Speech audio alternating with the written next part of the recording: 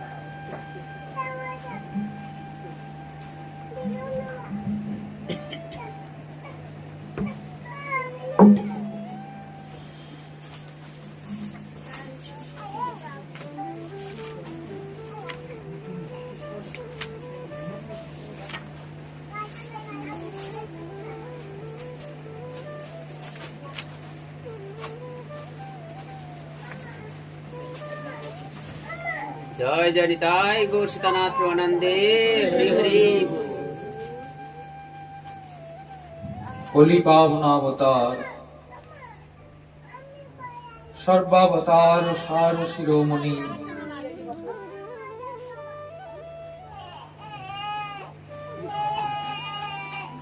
परतत्व सीमा साक्षात राधा माधव मिलित विग्रह সংকীর্তন পিতা নদিয়ানন্দ আনন্দ কন্দ, শচীর দুলাল গৌর হরির অত্যন্ত প্রিয় পার্ষদ বর্জ, নিত্যানন্দ করুণা ঘন মূরতি, অস্মাদকীয় গৌড়ীয় সম্প্রদায় আচার্য বর্জ, কৃষ্ণ ভক্ত শিরোমণি কবিকুল মুকুটমণি শ্রী শ্রীল কৃষ্ণদাস কবিরাজ গোস্বামী চরণ, তার শ্রী শ্রী চৈতন্য চরিতামৃতে পরিচয় দিচ্ছেন। কে আমি কেন মরে যারে তাপত্রয়, ইহা নাহি জানি আমি কইছে মোর হিত হয়। প্রারম্ভের পূর্বে সমবেত সমস্ত ভক্ত মণ্ডলীর যুগল চরণ অরবিন্দে অনন্ত কোটি দণ্ডবত প্রণিপাত। ইতিপূর্বে আপনারা ভাগবত শ্রবণ করেছেন? তো এই শ্রীমদ্ ভাগবত কি বস্তু, এর শ্রবণ কেন করতে হবে, এ বিষয় তো আগে বুঝতে হবে, না হলে মিছমিছি টাইম পাসই হবে। কোন বিষয়কে, কোন বিষয়ের প্রতি শ্রদ্ধা আসতে হলে আগে তার মহিমা জানতে হয়। মহিমা না জানলে ওই বস্তুর প্রতি শ্রদ্ধা আসে না, আগ্রহ আসে না, কিংবা প্রয়োজনীয়তা বোধ জাগে না।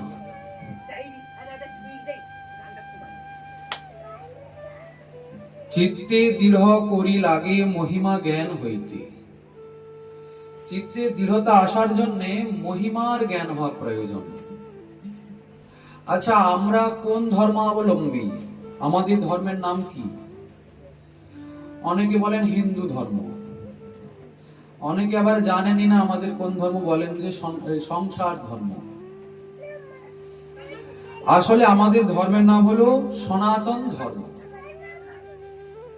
এই সনাতন ধর্মে অনেক বেদ শাস্ত্র উপনিষদ রয়েছে। অনেকে জানেন, অনেকে এসব বিষয়ে অনুসন্ধান রাখেন, অনেকে রাখেন না। সংসারের এত চাপ তো এসবের বিষয়ে সময় হয়ে ওঠে না, কেননা সবাই আমরা সংসার করার জন্য এসেছি, যখন ভালো করে মন দিয়ে সংসার করতে হবে। শ্রীমদ্ ভাগবত বলছেন, নিগম কল্পতরুর গলিতম ফলম শুক মুখাদমৃত দ্রব সংযুতম পিবতম ভাগবতম রসম আলয় মুহুরহ রসিকা ভুবি ভাবুকা।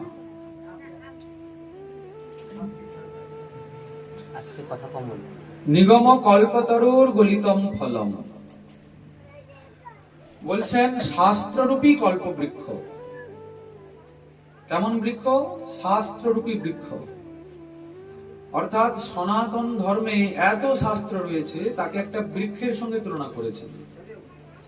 আচ্ছা, যদি বলি আমি একটা আম গাছের সার পেতে চাই, বৃক্ষের সারটা কি?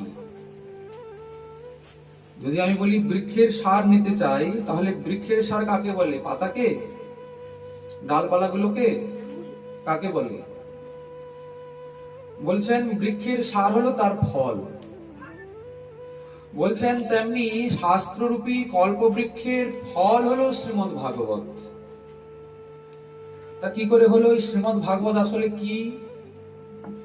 বলছেন এই শ্রীমদ্ ভাগবত পুরাণ বা গ্রন্থ। আমাদের ধর্মে 18টা পুরাণ রয়েছে, তার মধ্যে এই 18 নম্বর পুরাণ হলো শ্রীমদ্ ভাগবত। ঘটনা হয়েছে অন্য জায়গাতে। শ্রীকৃষ্ণ দ্বৈপায়ন বেদব্যাস তিনি থাকেন সম্যপ্রাস নামক আশ্রমে, সরস্বতী নদীর তটে। একদিন তিনি সরস্বতীতে স্নান করে আর ওখানে বসে কিছু ধ্যান করছিলেন। ওনার মনটা একটু খারাপ। তো সেই সময়ে ওনার শ্রী গুরুদেব দেবর্ষি নারদ ওখানে ওনার কাছে এসে উপস্থিত হলেন। তিনি যথাবৎ দণ্ডবৎ প্রণামাদি করলেন গুরুদেবকে, যেটা করতে হয়। গুরুদেব বলছেন, তা নারদ, তোমার সব কুশলে তো? সব ঠিকঠাক আছে তো? তোমার সংসার, তোমার ভজন সাধন ধ্যান প্রণাম সব ঠিকঠাক চলছে তো?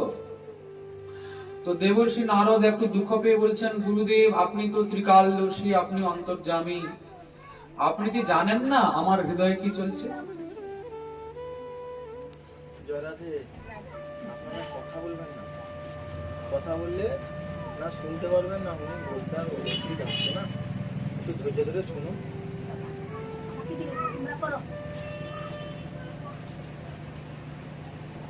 বেদব্যাস বলছেন, তা আপনি কি জানেন না যে আমার মনে কি চলছে? বলছেন, না জানলেও তবু তোমার কাছ থেকে জানার আমার একটু ইচ্ছা আছে। তুমি কেননা ওই এত সব গ্রন্থ করেছো, শাস্ত্র লিখেছো, বেদব্যাস শাস্ত্র লিখেছেন তো? বলছেন, দেখুন আমি লিখেছি বটে, কিন্তু আমার মনে একদম শান্তি নেই, আমার মনে বড় দুঃখ। তা গুরুদেব এত সব করলাম, তারপরে আমার মনে দুঃখ কেন? বলছেন, তা তুমি তো দুঃখ পাওয়ার জন্য কর্ম করেছো, দুঃখ পাচ্ছ। আচ্ছা ঝগড়াঝাটি হলে দুঃখ হয় কি না? যদি ঘরে অশান্তি হয় দুঃখ লাগবে তো? আচ্ছা অশান্তি ঝগড়া হয় কেন?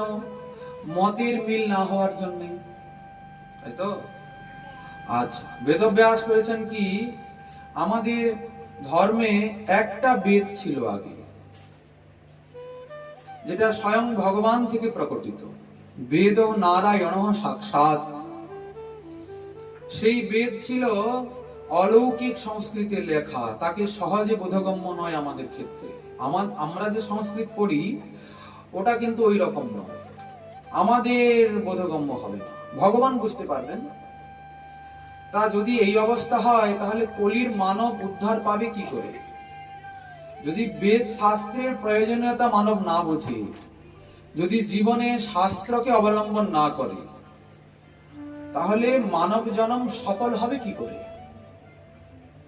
আচ্ছা আমরা শাস্ত্র ফাস্ত্র মানে কিছু বুঝি কি? ওই শাস্ত্র মানে কি আপনাদের ঝোলায় থাকে, আপনারা এদিক ওদিক টানাটানি করেন আর এইসব পড়েন কি সব কবিতার মতো ওই তত্ত্ব শাস্ত্র। আমাদের সংসার ধর্মই আমাদের শাস্ত্র। দেখুন সব তো ঠিকই আছে, কিন্তু তবুও আমাদের নিজ জীবন সম্পর্কে কিছু অনুসন্ধান করার প্রয়োজন আছে।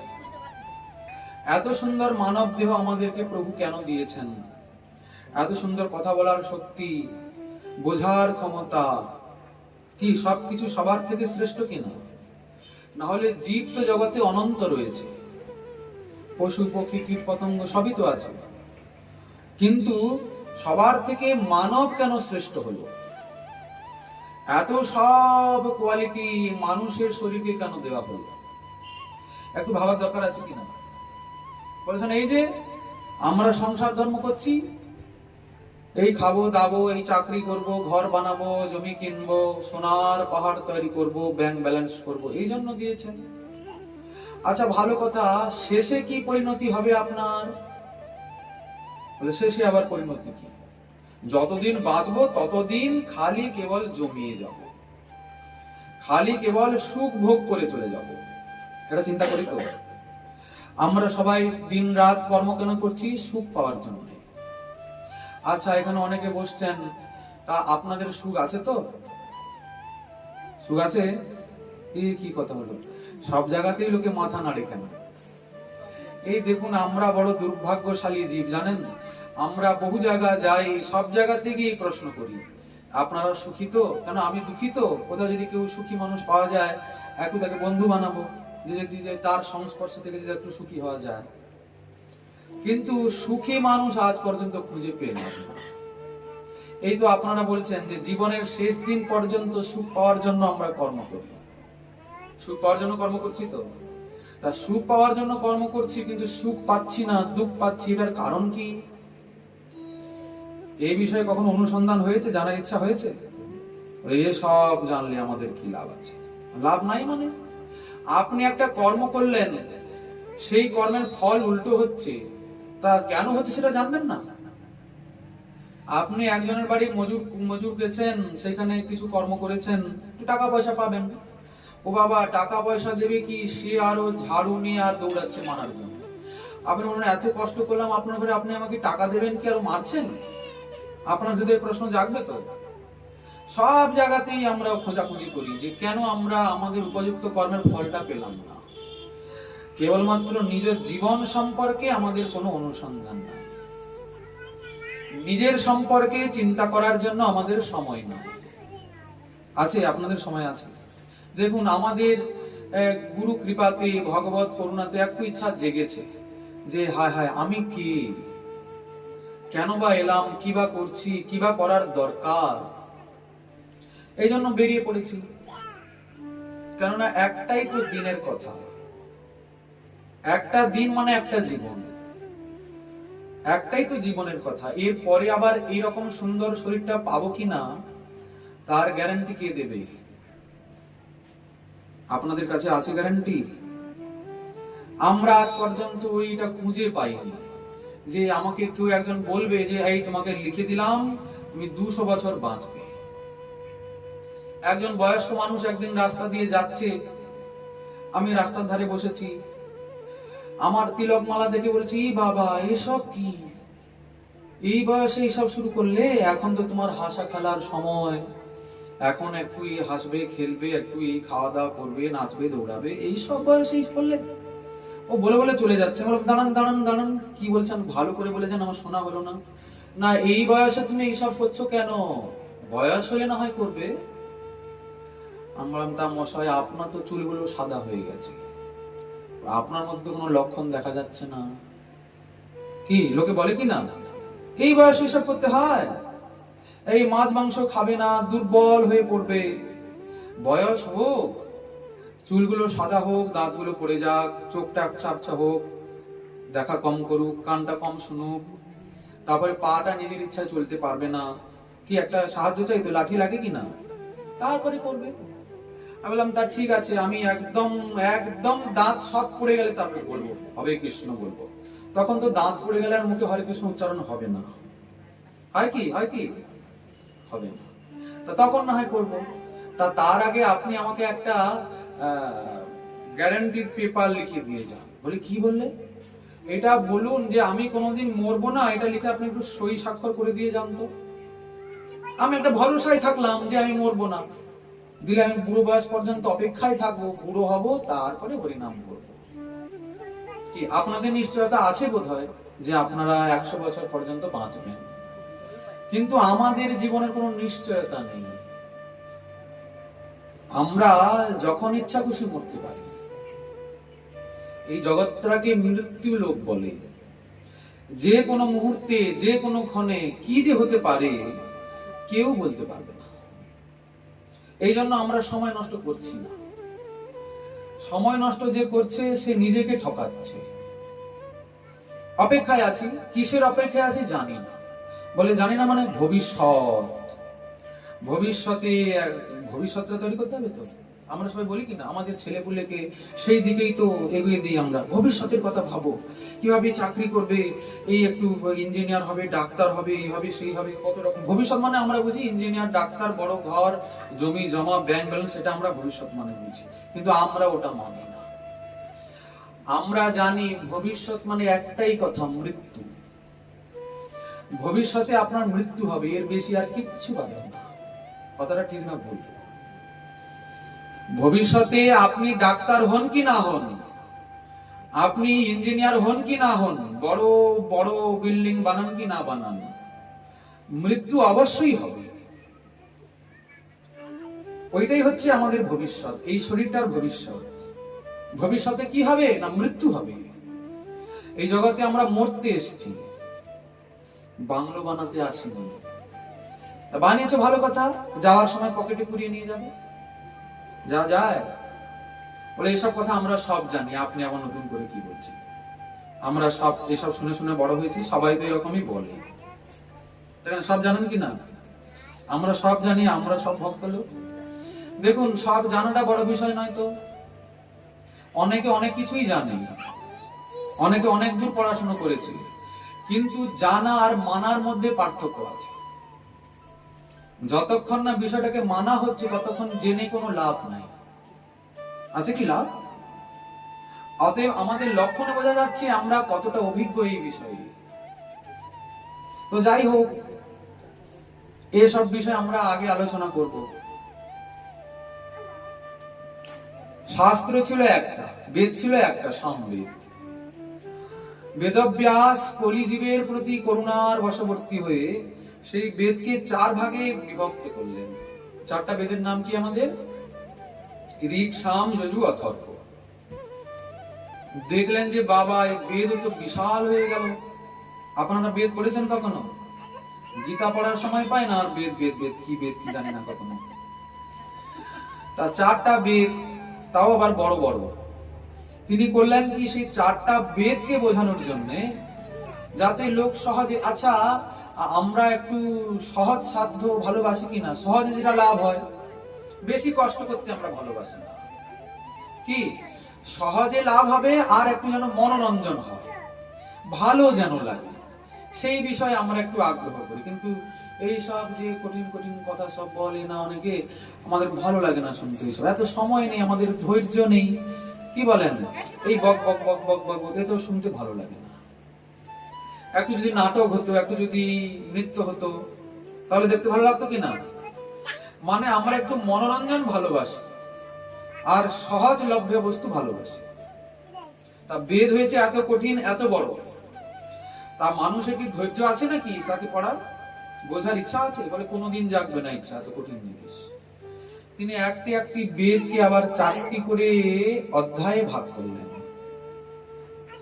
দেখলেন যে না, তবুও বড় কঠিন লাগছে, কেননা সেখানে তো কোনো গল্প নাই, সব তো তত্ত্ব কথা। গীতা পড়েছেন আপনারা কেউ? গীতাতে কোনো গল্প আছে, কাহিনী আছে? খালি তত্ত্ব কথা আছে না? আচ্ছা, গীতা কতক্ষণ পড়তে ভালো লাগে? বলে একটা খেলায় করে পড়তে হয়। গীতা একটা পড়লে লোকে বলে প্রতিদিন যদি কেউ নিয়ম করে গীতা পাঠ করে, তাহলে ওর ঘরে নাকি ধন সম্পত্তির অভাব থাকে না, আরো কি কি সব লোকে বলে, ওর নাকি অকাল মৃত্যু মৃত্যু হয় না। এই জন্য লোকে প্রতিদিন নিয়ম করে গীতা পড়ে।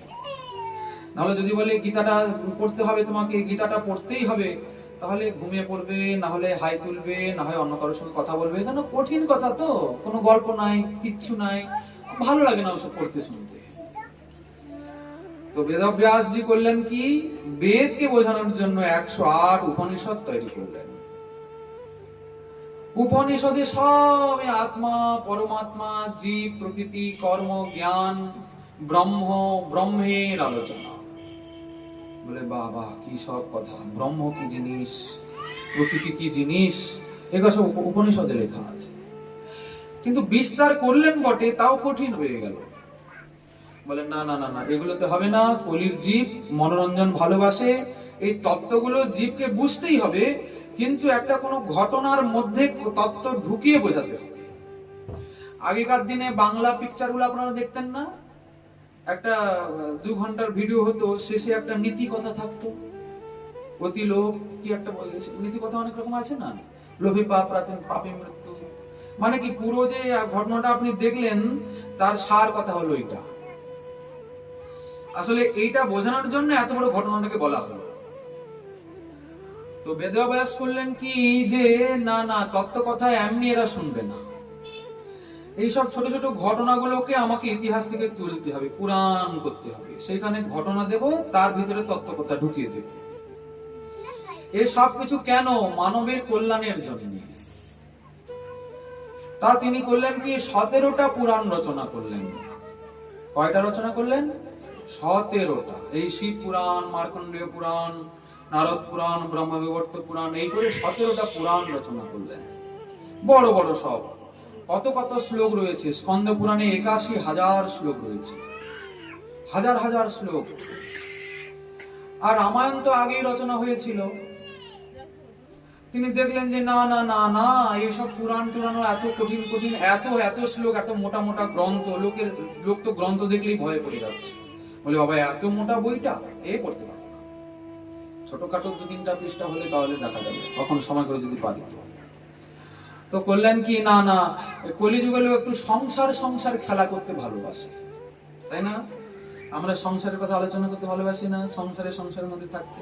এই যে এখানে বসছেন, এখানে খালি নিতাই গরু হয়ে গেলেই আর শুরু হবে সব। হ্যাঁ, ও দিদি তোমার ঘরে কি হয়েছে, বলে এই মহারাজটা কোথা থেকে এসেছে, হ্যাঁ দেখো কত বড় দাড়ি হয়েছে, হ্যাঁ দেখতে ভালো, দেখতে খারাপ, এই লম্বা, এই বেটে, এই মোটা, এই কালো, এইসব বিভিন্ন রকম আলোচনা। সাংসারিক কথা আমরা ভালোবাসি কিনা বলতে শুনতে। বলছেন তাহলে একটা কাজ করতে হবে, সাংসারিক ঘটনাকে আশ্রয় করে তার মধ্যে তত্ত্ব ঢুকাতে হবে। এই পুরাণের বহু বহু বহু রাজা মহারাজার কথা এরা শুনবে না। তো তিনি করলেন কি, মহাভারত রচনা করলেন। মহাভারতে কি বলুন তো, একই পরিবারে দুটো দলের মধ্যে ঝগড়া লড়াই কিনা, এই কৌরব পাণ্ডবদের মধ্যে, এই সাংসারিক বিষয় তো, সে তাকে বনবাসে পাঠিয়ে দিচ্ছে, সে তার জায়গা নিয়ে নিচ্ছে, সে এইসব করছে, আমাদের একটু ভালো লাগে ওই সব বিষয়গুলো। আচ্ছা মহাভারত রচনা করলেন, তারপরেও ওনার মনে শান্তি নাই।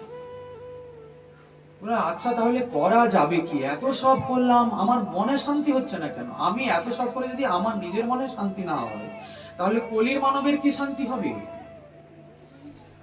বেদব্যাস বলছেন, গুরুদেব আমি কি করব আপনি বলুন, এখন আমার তো এই পরিস্থিতি।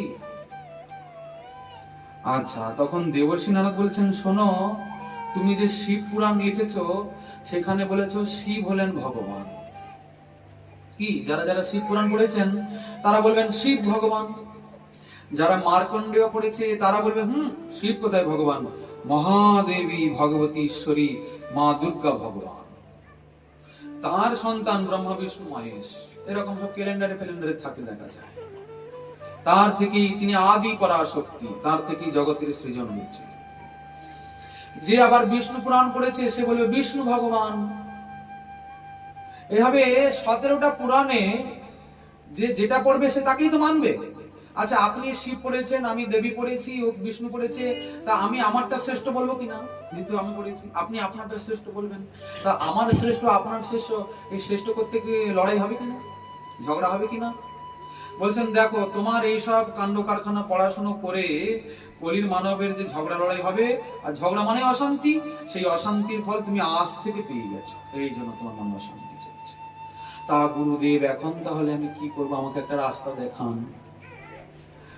বলে শোনো ভালো কথা, জীবের কল্যাণের জন্য করেছো, কিন্তু জীবের আসল কল্যাণ যে বিষয়ে হয় সেটাই তো কর্ম। শিব করেছো, চণ্ডী করেছো, কালী করেছো, সবই করেছো, কিন্তু যার চরণে শরণাগত হলে প্রকৃত মঙ্গল হয় তার কথা তো লেখনি। বলছেন না সবার কথাই লেখা হয়েছে। বলেন এরকম করে লিখলে হবে না। আচ্ছা স্বয়ং ভগবান তাহলে কি, আপনারা জানেন তো ভগবান কে? কে? হ্যাঁ শ্রীকৃষ্ণ নারায়ণ। না ওই মাতাজি কি বললেন, এই যে মাতাজি, মা বাবা বললেন না? ঠিক আছে, আপনারা কি বললেন? শ্রীকৃষ্ণ নারায়ণ। শ্রীকৃষ্ণ না নারায়ণ একই লোক? শ্রীকৃষ্ণ নারায়ণ মা বাবা একই তো? এখানে তাহলে কার কথা শুনতে বসছেন, ভগবানের কথা না নারায়ণের কথা না কৃষ্ণের কথা না মা বাবার কথা?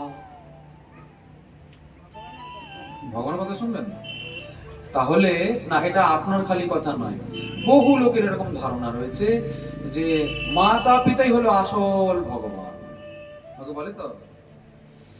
আচ্ছা ঠিক আছে, আপনি এক বললেন, আমি এক বলবো, উনি এক বললেন, উনি এক বললেন, আপনার আমার বলাতে কিছু যায় আসে না।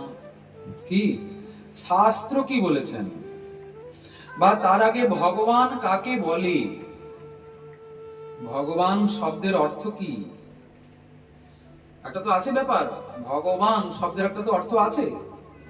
যদি অর্থটাকে বুঝে নেই তাহলে ব্যাস সন্দেহ সব মিটে গেল, কাকে বলে ভগবান। আচ্ছা ভগবান কাকে বলে আমরা একটু পরে আলোচনা করছি, আগে বেদব্যাসের ঘটনাটা সমাপ্ত করি।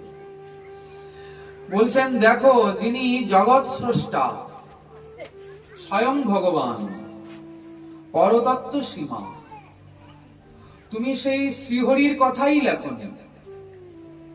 হরি কথা লিখেছেন বেদে, রামায়ণে চৈব পুরাণে ভারতে তথা অদ্যাবন্তে মধ্যে চ হরি সর্বত্র গীয়তে। রামায়ণ হোক, মহাভারত হোক, অন্যান্য পুরাণ, বেদ, উপনিষদ যাই হোক না কেন, হরির কথা, হরির নাম, রূপ, গুণ, লীলা আদিতে মধ্যে শেষে সব শাস্ত্রেই রয়েছে। হরিকে বাদ দিয়ে কিছু সম্ভব নয়, হরিকে বাদ দিয়ে সব শূন্য। কিন্তু এরকম দৃঢ়তার সহিত তুমি বলো যে হরি ভজন করলেই মানবের মঙ্গল,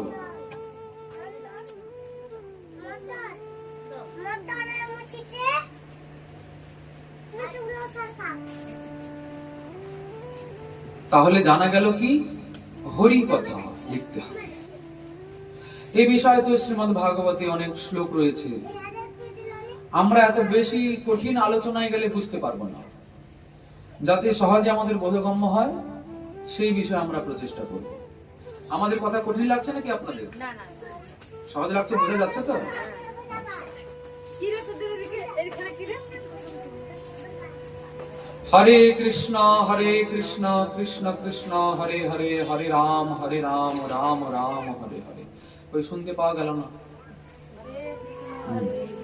বলুন সবাই একসঙ্গে বলুন, জোরে জোরে। এই হরে কৃষ্ণ বলতে লজ্জা কেন? না লজ্জা কি? ওই বলছেন না তো, এর নামে তো কিছু লজ্জা এই তো নেই। এখন আওয়াজটা কত সুন্দর জোর বেরিয়েছে। হরে কৃষ্ণ বলার সময় আওয়াজটা একদম বেরোচ্ছে না কেন? হরে কৃষ্ণ কৃষ্ণ কৃষ্ণ হ্যাঁ। হরে হরে, হরে রাম রাম রাম হরে হরে। হ্যাঁ, এটা হচ্ছে আসল কথা। বাকি সারা দিন রাত যা কথা বলেন সব বেকার কথা, বেকার বেকার। ওই সব কথার পাপ পুণ্য বিচার হয়। আর এই যে কথা হলো, এটাতে পরমার্থীর বিচার হয়। তো মাঝে মধ্যে কিন্তু আমরা আপনাদের জ্বালাবো, এই হরে কৃষ্ণ বলতে হবে। হ্যাঁ, এটা জানার কি আছে? কেননা আমাদের নাম ছাড়া কোনো সাধন ফল প্রদান করতে পারবে না। নাম হইতে সর্বসিদ্ধি হইবে সবার। যত রকমের সাধনা আপনি করুন না কেন, যদি তার সঙ্গে নামের সাজাত্য না থাকে, তাহলে সেই সাধনা হয়তো ফল দেবে, বহু সময় লাগতে পারে, এক জন্মে হবে কিনা তাতে সন্দেহ আছে। কিন্তু যদি কেউ নামকে আশ্রয় করেন, তাহলে খুব সহজে সেই সাধনায় সিদ্ধি প্রাপ্তি হয়। নামের মহিমাও আমরা শুনবো।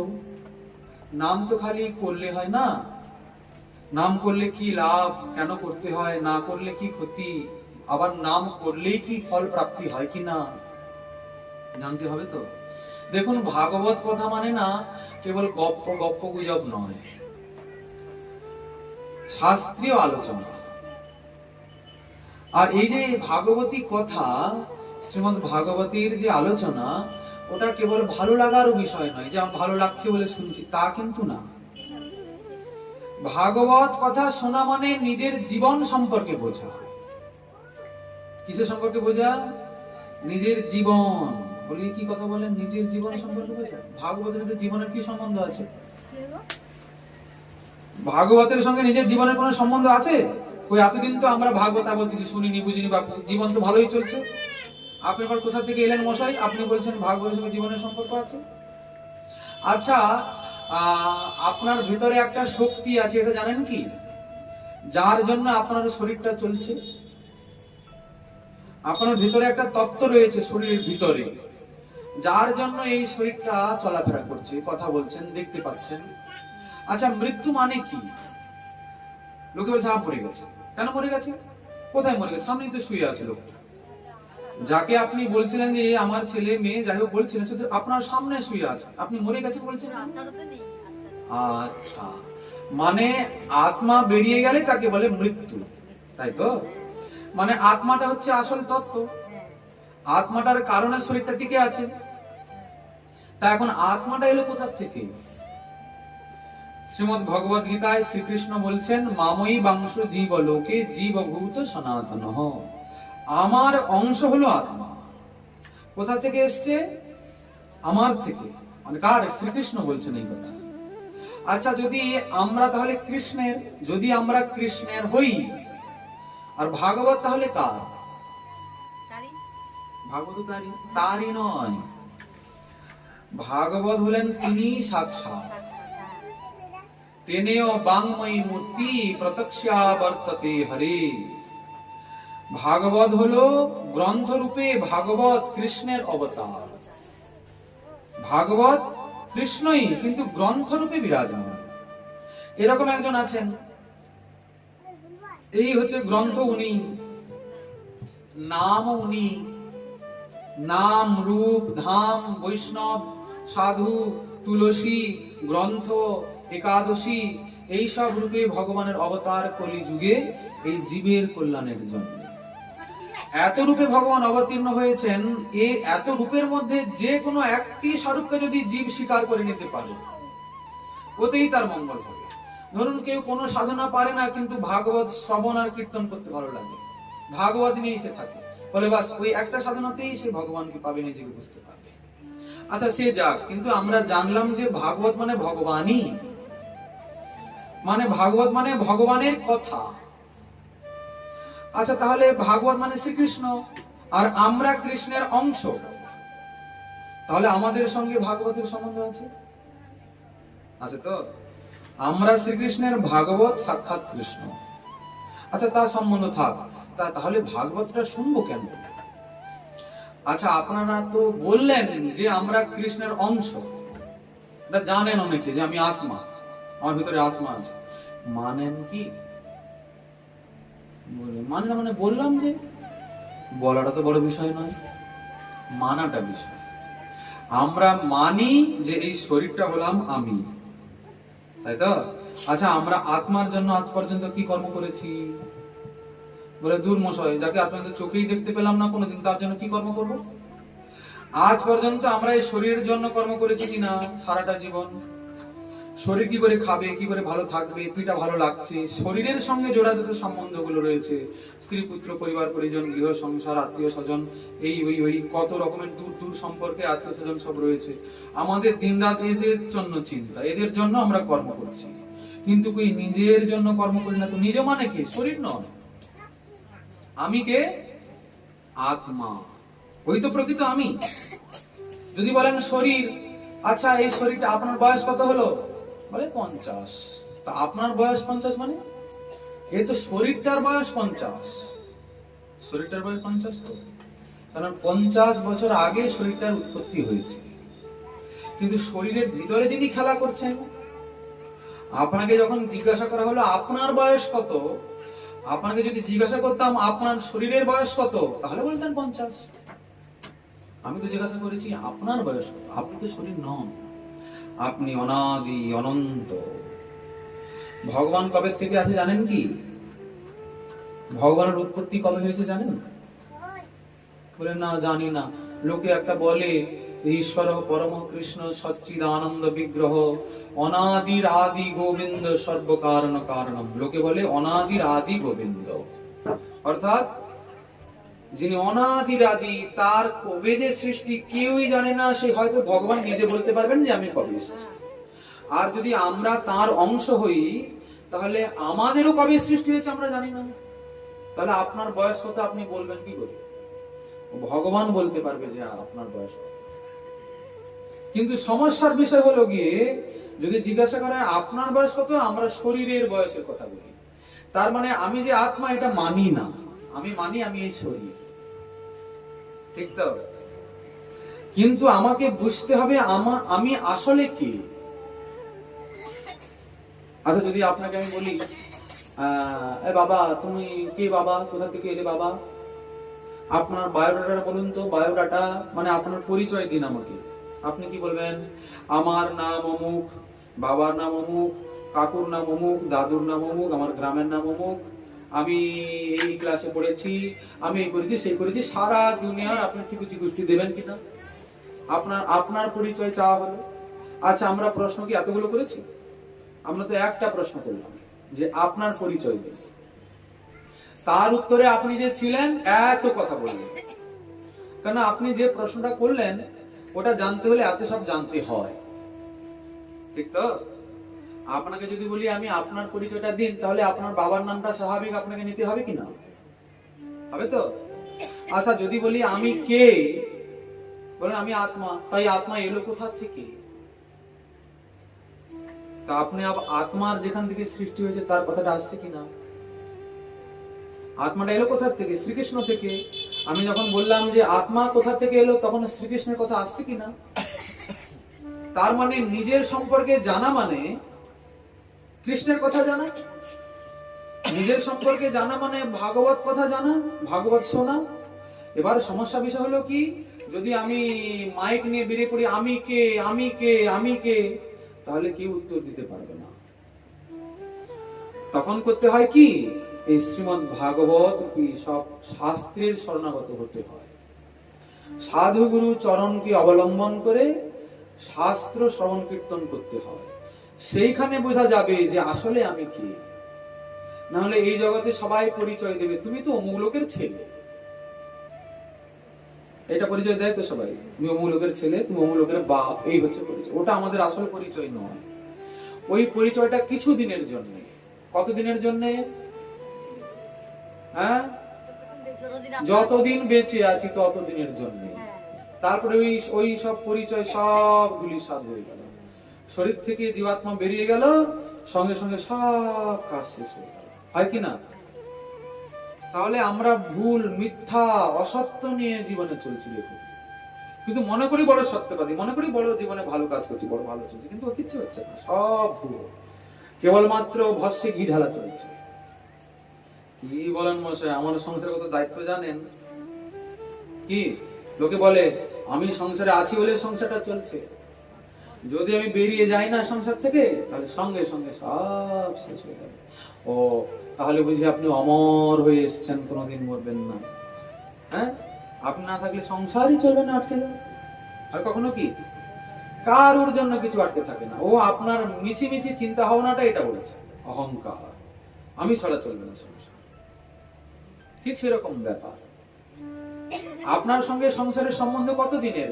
বলে আমার ছেলে, আমার ছেলে। ছেলেটা যে আপনার, ছেলের সঙ্গে আপনার সম্বন্ধ কত দিনের? না, ছেলের বয়স হচ্ছে 20 বছর, বলে 20 বছর পর্যন্ত আপনার ছেলের সঙ্গে আপনার সম্বন্ধ। 20 বছর আগে সে কে ছিল আপনি জানেন? 20 বছর আগে কে ছিল আপনি জানেন কি? 20 বছর, 25 বছর থাকলো, 25 বছরের পরে বুড়ো মরলো, তারপরে বুড়োর দেওয়ালে ফটো হয়ে ঝুলানো হয়ে গেল। সেটা বলে আমার বাবা ইনি ছিলেন। তা সেই বাবা এখন যে কোথায় গেছে সে ভগবান জানে, ঠিক না? বাবা হয়তো অন্য কারোর বাবা হয়ে বসছে, ঠিক তো? সমস্যা আছে দেখুন কোথায় কোথায়। আচ্ছা, এই কথাগুলো কি নিতান্ত অনর্থক নাকি?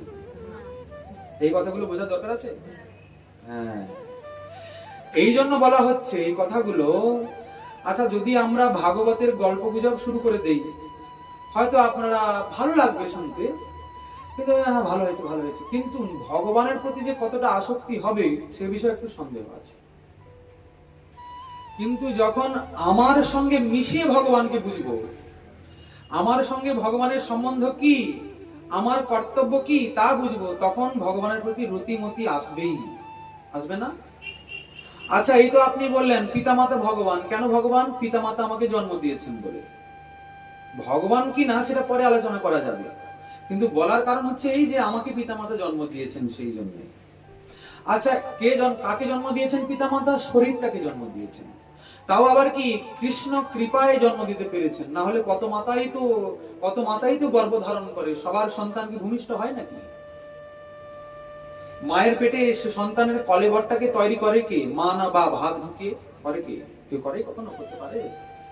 কার সৃষ্টি এগুলো? আচ্ছা, আপনার শরীরের ভিতরে কত কত সব নারী নক্ষত্র আছে বলুন তো, আছে কি না?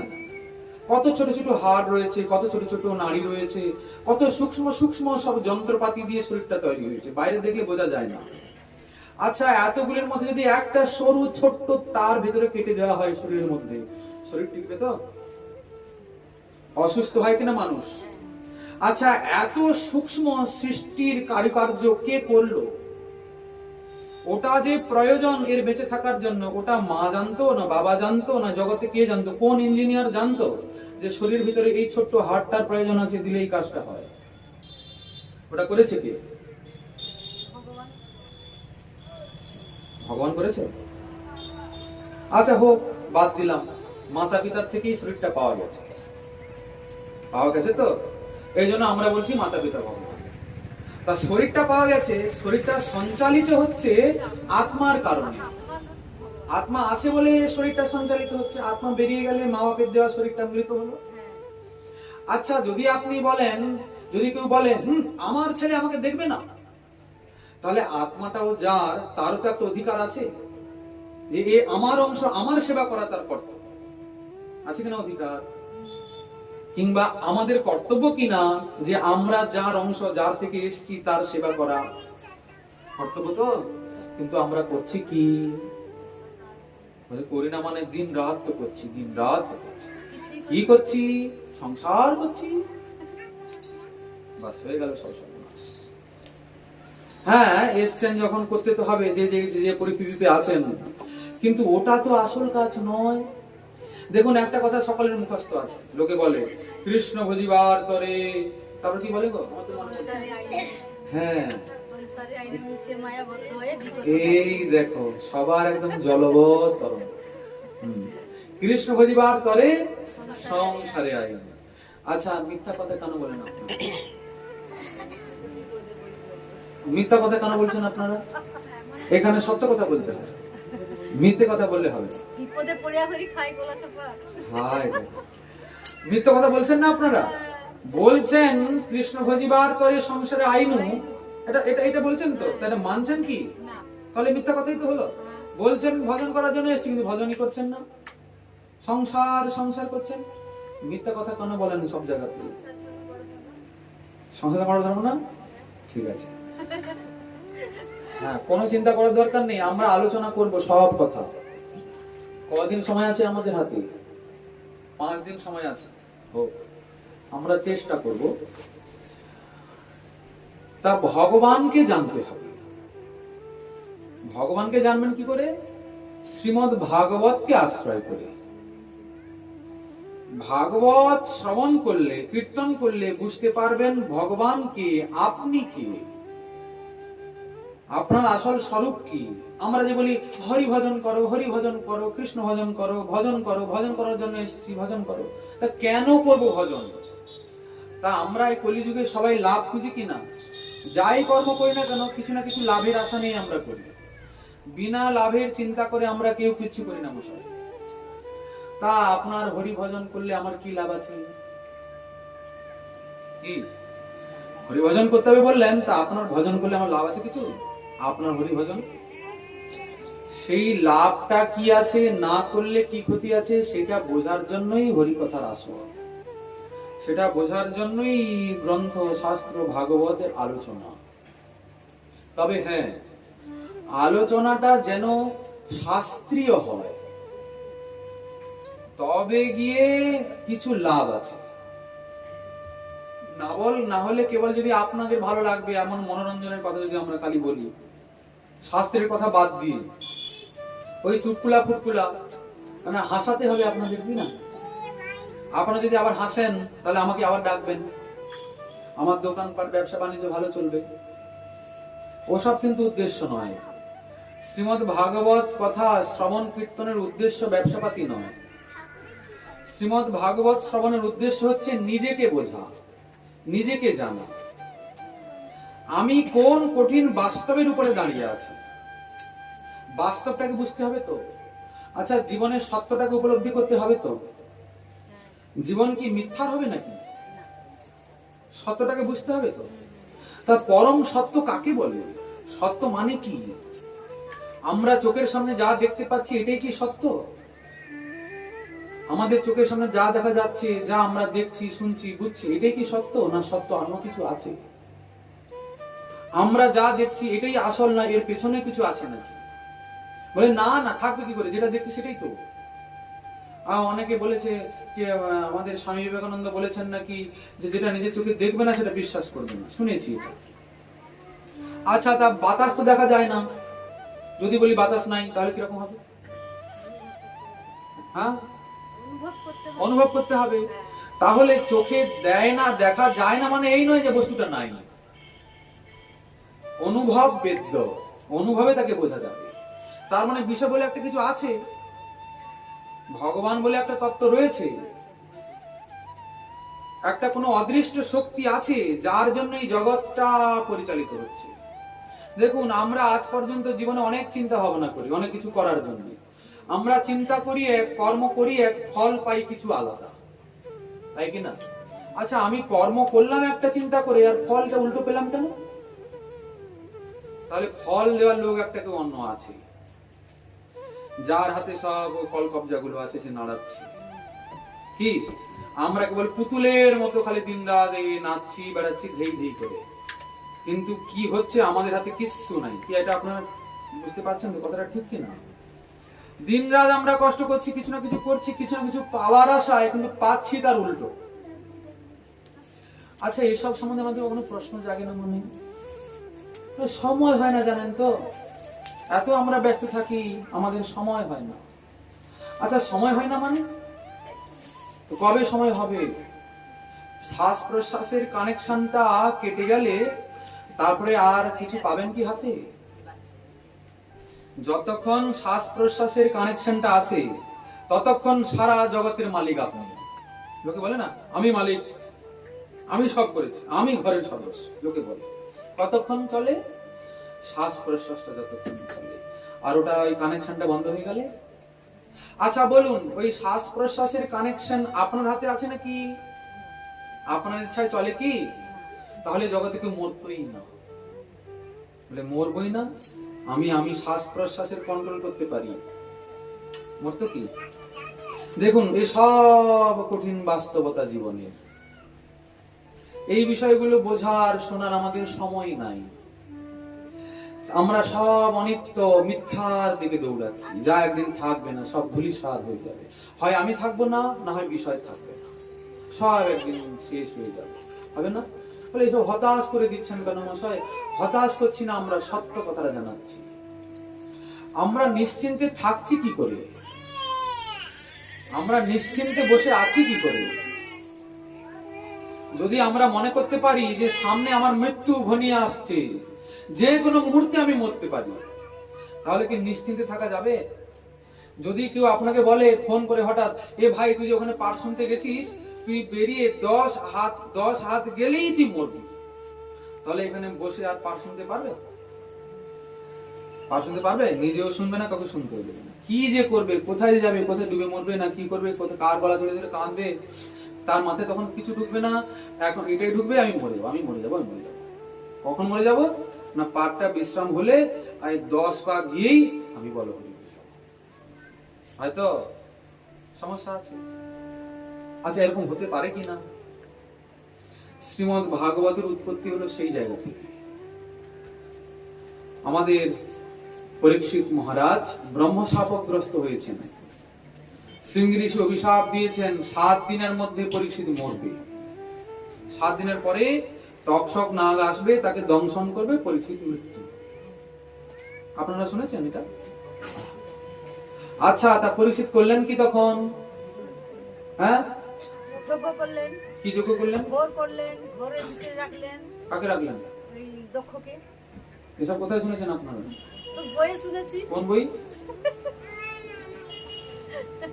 যজ্ঞ করেছেন না, তারপর ঘরের মধ্যে রেখেছেন? কোন বইটা নামটা বলুন শুনি আমরা। আমার ভারতে শুনে, মহাভারতে শুনেছি। মহাভারতে শুনেছেন? আমরা তো শুনিনি। এই, আমরা তো অন্য কিছু শুনেছি, অন্য কিছু পড়েছি।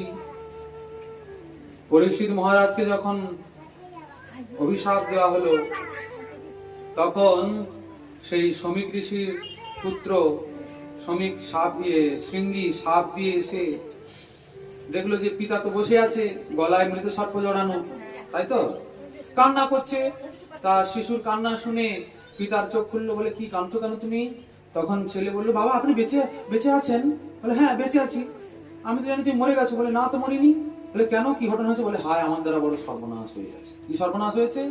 না, আমি চক্রবর্তী মহারাজ পরীক্ষিতকে অভিশাপ দিয়ে দিয়েছি, 7 দিন পরে এই তক্ষক নাগ এসে তাকে দংশন করবে। বলে হায় পুত্র, তুমি করলে কি? তুমি না জেনে না শুনে এত বড় একটা কাজ করে দিলে। বলছেন বাবা আমি তো জানি না, বুঝতে পারি না, আমি করে দিয়েছি, এখন কি হবে উপায়? তখন শমিক ঋষির ধ্যানে পুরো ঘটনাটা জানতে পারলেন আসলে হয়েছেটা কি। হায় হায়, তুমি বড় ক্ষতি করেছো। তখন শমিক ঋষি নিজে গেলেন কোথায়? ওই পরীক্ষিতের কাছে, দিয়ে বললেন মহারাজ আপনার এই ঘটনা হয়েছে। তখন পরীক্ষিত মহারাজের হৃদয়ে যেন বজ্রাঘাত হলো। কি বজ্রাঘাত হলো? হায়, আমি 7 দিনের পরে মরে যাব।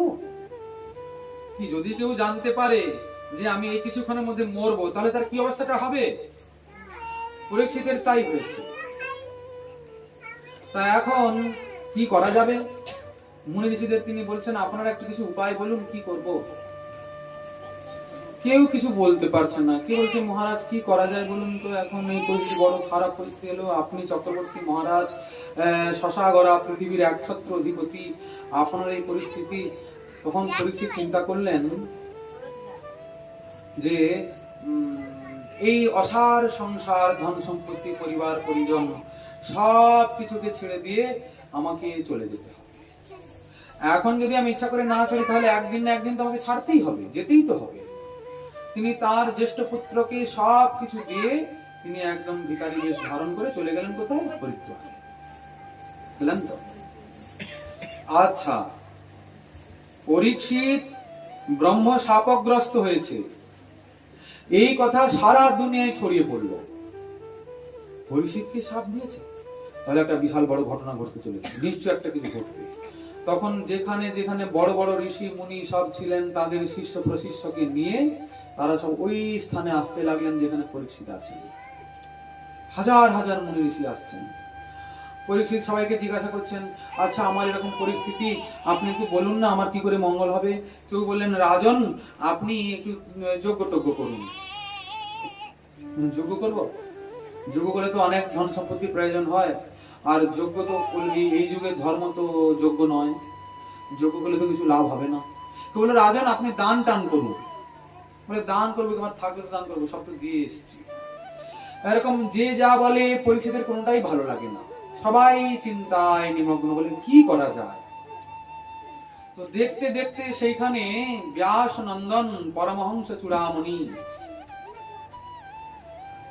একবারে শ্রীমৎ সুখদেব গোস্বামী চরণ সেখানে এসে উপস্থিত হলেন। 16 বছরের বালক আসলেন তো সুখদেব। সুখদেব আসতে তাকে ব্যাসাসনে বসালেন পরীক্ষিত মহারাজ, দিয়ে তার পাদপীঠে বসে জিজ্ঞাসা করছেন, হে মহামুনি, হে ব্রহ্মণ, আপনি কৃপা করে বলুন মরণ উন্মুখ মানুষের বা জীবের কি করা কর্তব্য। প্রশ্নটা বুঝতে পারলেন? যাদের সামনে মৃত্যু দাঁড়িয়ে আছে তাদের কি করা কর্তব্য। বলে, ও পরীক্ষিত বুঝুক গে, আমাদের এসব শুনে কি, ঠিক কিনা? আমরা তো মরবো না বাবু, আমরা এসছি অমর হয়ে। যখন পরীক্ষিত আর বুঝুক, তার 7 দিনের পরে মরবে, সে তার বোঝার কথা আছে, আমাদের বুঝে লাভ নাই। বলছেন, না মশাই, পরীক্ষিতের থেকে আমাদের বেশি জানার দরকার আছে। কেন, পরীক্ষিতের 7 দিন একদম কনফার্ম হয়ে গেছে, ওর আগে সে মরবে না। আপনাদের কদিন বলতে পারবেন? কদিন সময় আছে হাতে? আমার যে ইন্স্যুরেন্সটা করা আছে, আমার 50 বছর বয়স হলে তার টাকাটা আসবে। কি বলে ওটাকে? টাকাটা যে আসে তাকে কি বলে?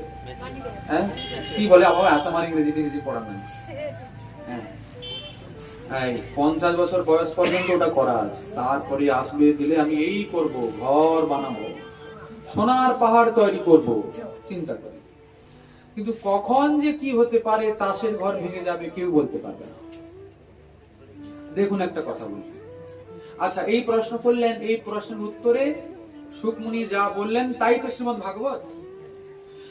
দেখুন, জীবনে এরকম দুর্দিন না এলে না একটা ভালো কিছুকে উপলব্ধি করা যায় না জীবনে। আমরা শ্রীমদ্ ভাগবত পেতাম না কিন্তু যদি পরীক্ষিত ব্রহ্মশাপগ্রস্ত না হতেন, তাই কিনা? যদি পরীক্ষিতকে ব্রহ্মশাপ না লাগতো, তাহলে শ্রীমদ্ ভাগবত আমরা পেতাম না, শুনতে পেতাম না, জানতেই পারতাম না। পরীক্ষিতের জীবনে আজকে এসেছে বড় ভয়ঙ্কর দুর্দিন। আমাদের জীবনে তেমনি অনেক অনেক ভয়ঙ্কর ভয়ঙ্কর পরিস্থিতিগুলো আসে একটা নতুন অভিনব শিক্ষা দেওয়ার জন্য, নতুন করে জীবনের গতিপথটাকে পাল্টে নেওয়ার জন্য। কিন্তু হয় কি, উপযুক্ত সদ্গুরুর চরণে আশ্রয় না হলে আমাদের জীবনটাই একটা মনে হয় যেন হয় সর্বনাশ হয়ে গেল।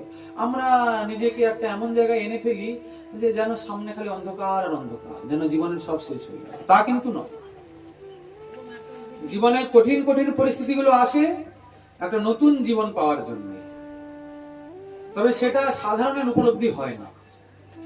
এই জন্য সদ্গুরু চরণ আশ্রয় করতে হয়। এই জন্য সাধুগুরু বৈষ্ণবের আশ্রয়ের থেকে জীবনটাকে উপলব্ধি করতে হয়। কি ওই ডাক্তার ইঞ্জিনিয়ার হন, ভবিষ্যতে বড়লোক হন, কিন্তু ডাক্তার ইঞ্জিনিয়ার হলে উপরন্তু একটা একটা করে অভিমান বাড়ে, জীবন সম্পর্কে বোঝা যায় না। কি আমি ডাক্তার, আমি মাস্টার, আমাকে শেখাবে? ওই এই অভিমানগুলো আস্তে আস্তে আস্তে আস্তে নিজেকে যে কখন ভুলে যায়, নিজের জীবনের প্রকৃত কর্তব্য কি তা যে কখন বিস্মৃত হয়ে বসে, আর সে বিষয়ে অনুসন্ধানে থাকে না। এই জন্য জীবনে দুর্দিন আসা দরকার আছে। দেখুন, অনেকের প্রমাণ রয়েছে জীবনে দুর্ঘটনা ঘটেছে, তার পথ পরিবর্তন হয়ে গেছে, তাই কি না? আচ্ছা, পরীক্ষিত মহারাজের 7 দিন মাত্র জীবন আছে, আয়ু আছে, তারপরে মরবে। তা আমাদের তো কোনো গ্যারান্টি নাই মশাই, আছে কি? আচ্ছা, পরীক্ষিত মহারাজ 7 দিনের পরে মরে যাবেন, এটা কনফার্ম হয়েছে। সুকমণি বললেন তোমাকে তো যেতে হবে, কিন্তু এই হাতে 7টা দিন আছে, ওইটাকে যদি তুমি কাজে লাগিয়ে নিতে পারো তাহলে তোমার জীবনের মহা পরম কল্যাণ হয়ে যাবে, এতে কোনো সন্দেহ নেই। যা যোগীন্দ্র মনীন্দ্র পায় না, তুমি কেবলমাত্র 7 দিন বসে বসে শ্রীহরির কথা শ্রবণ করতে করতে তা পেতে পারবে, এটাই তো কথা। আচ্ছা, আমাদের কিন্তু পরীক্ষিতের থেকে বেশি করে আরো শ্রদ্ধার সহিত শ্রীমদ্ ভাগবতের আশ্রয় নেওয়া উচিত। কেন? কারণ আমাদের কোনো গ্যারান্টি নেই, যে কোনো মুহূর্তে মরতে পারে। তবে হ্যাঁ, 7 দিনের মধ্যে আমাদেরও মৃত্যু হবে। বলে হায় গো, কি বলেন, 7 দিনের মধ্যে মরে যাব? 7 দিনের মধ্যে মরবে না?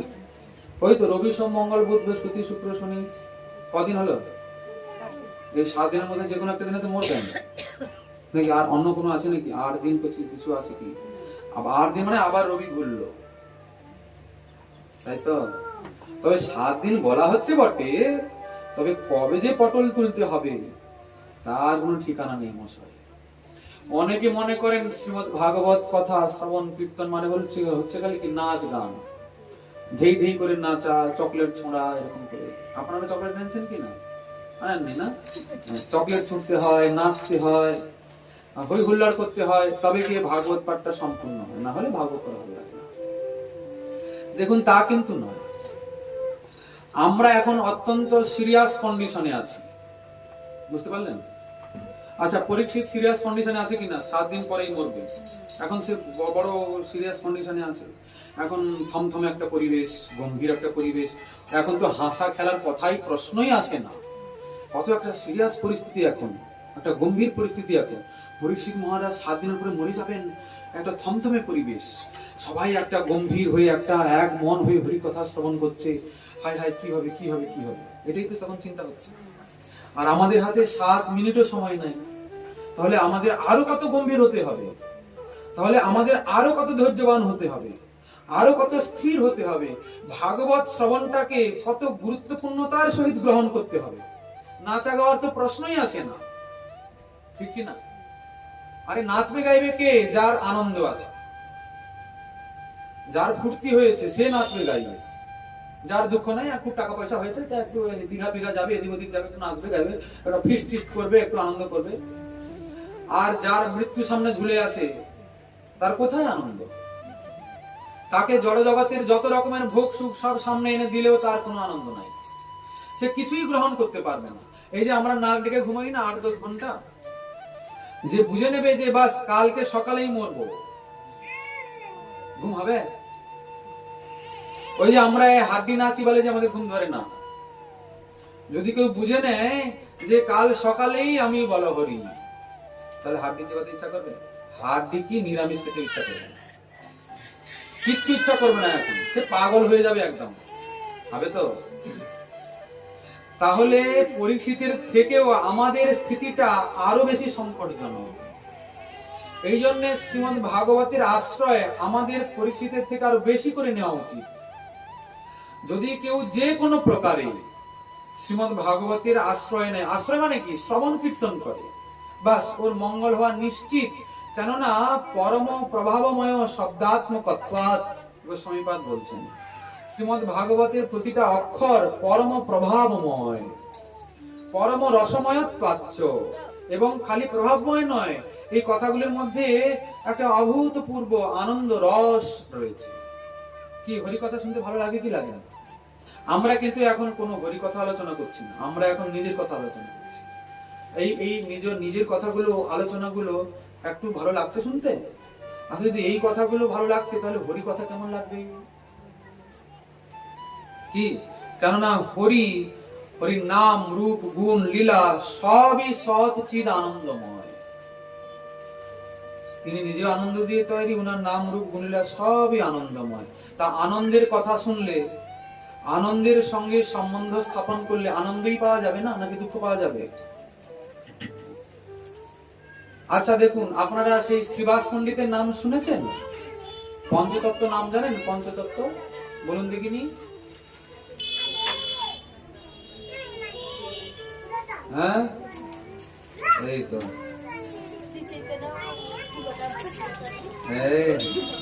ঠিক আছে, দারুণ হয়েছে।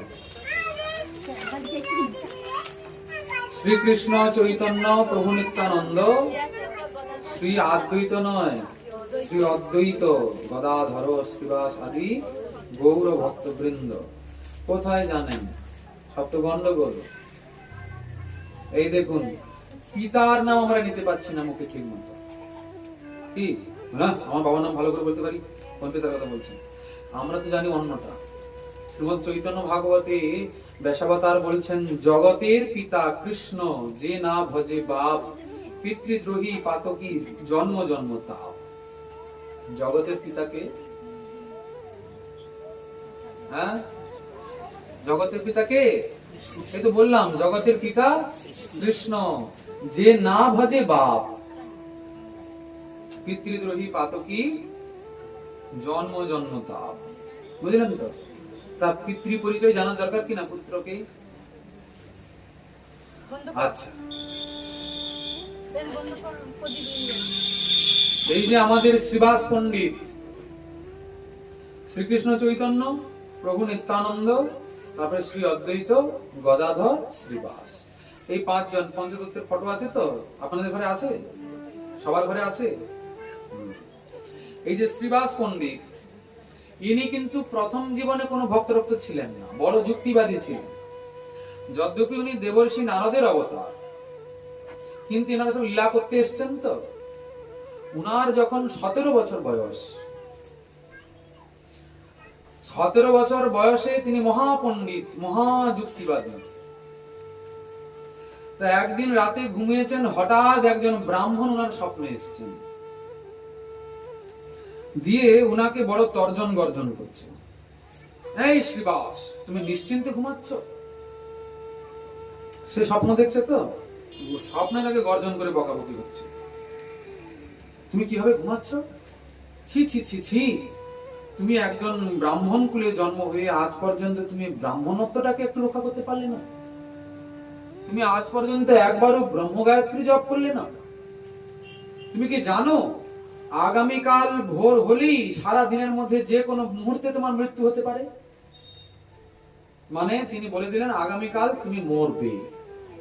শ্রীবাসকে স্বপ্নে জানলো, ছি ছি ছি, ধিক তোমাকে শতধিক, এত সুন্দর শরীর পেয়ে, এত সুন্দর জন্ম পেয়ে, এত সুন্দর কুল পেয়ে তুমি একটু ধর্মকর্ম করলে না? এই বকাবকি করে কালকে যে আগামীকাল যে মরবে এই কথা জানিয়ে দিয়ে সেই ব্রাহ্মণ অন্তরিত হলো স্বপ্ন থেকে। শ্রীবাসের আর ঘুম হবে? সঙ্গে সঙ্গে ঘুম ভেঙেছে। এ বাবা, আমি কালকে সকালে মরে যাব।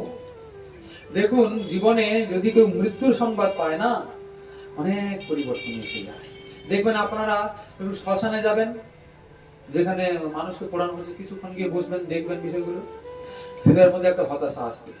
হায় গো, দীর্ঘ নিঃশ্বাস পড়বে, হায় গো, চলে গেল লোকটা, এই তো কালকে আমার সঙ্গে কথা বলেছিল গো। এরকম লোকে বলে না? ও হো হো, আজ মরলে কাল 2 দিন হয়ে গেল গো, বলে তো লোকে।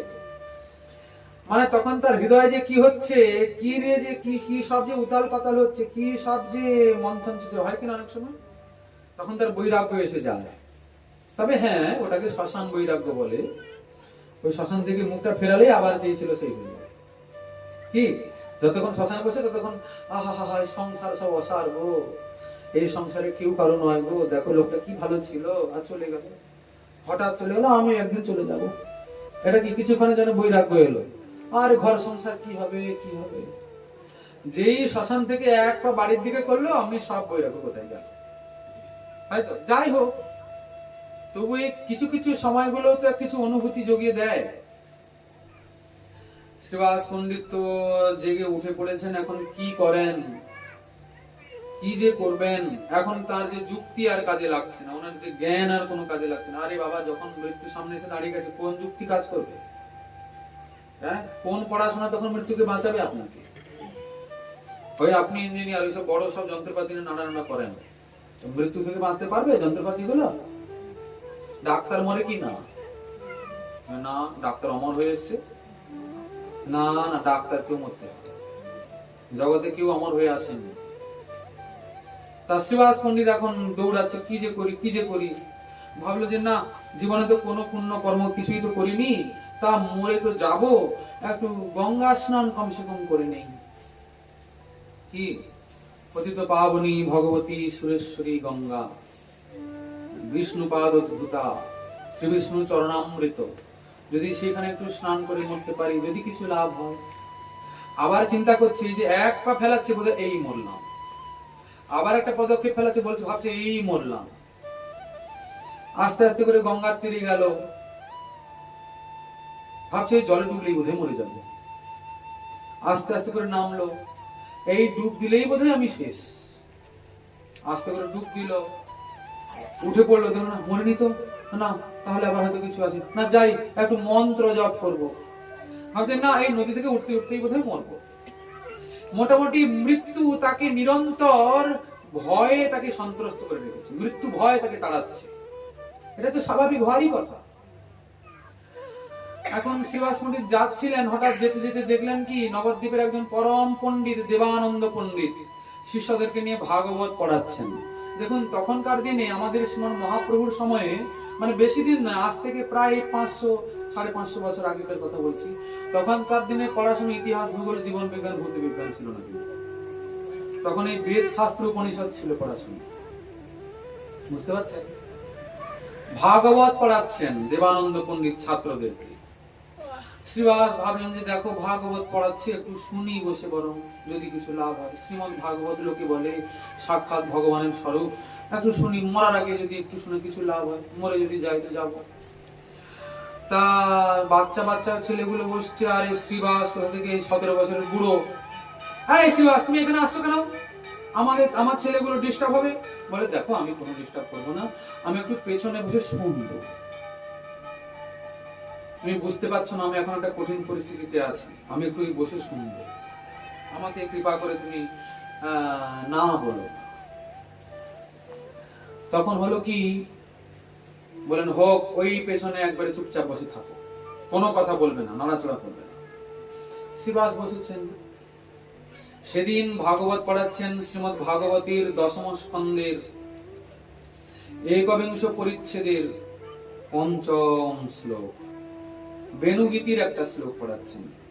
বরহা পীড়ম নটবর বপু কর্ণয় কর্ণিকারম বিভ্রত বাসম কনক কপিসং বৈজয়ন্তীম চ মালম রন্ধ্রান বেণুর অধর সুধয়া পূরয়ন গোপ বৃন্दैর বৃন্দারণ্যম স্বপদরমণং প্রাবিশত গীত কীর্তি।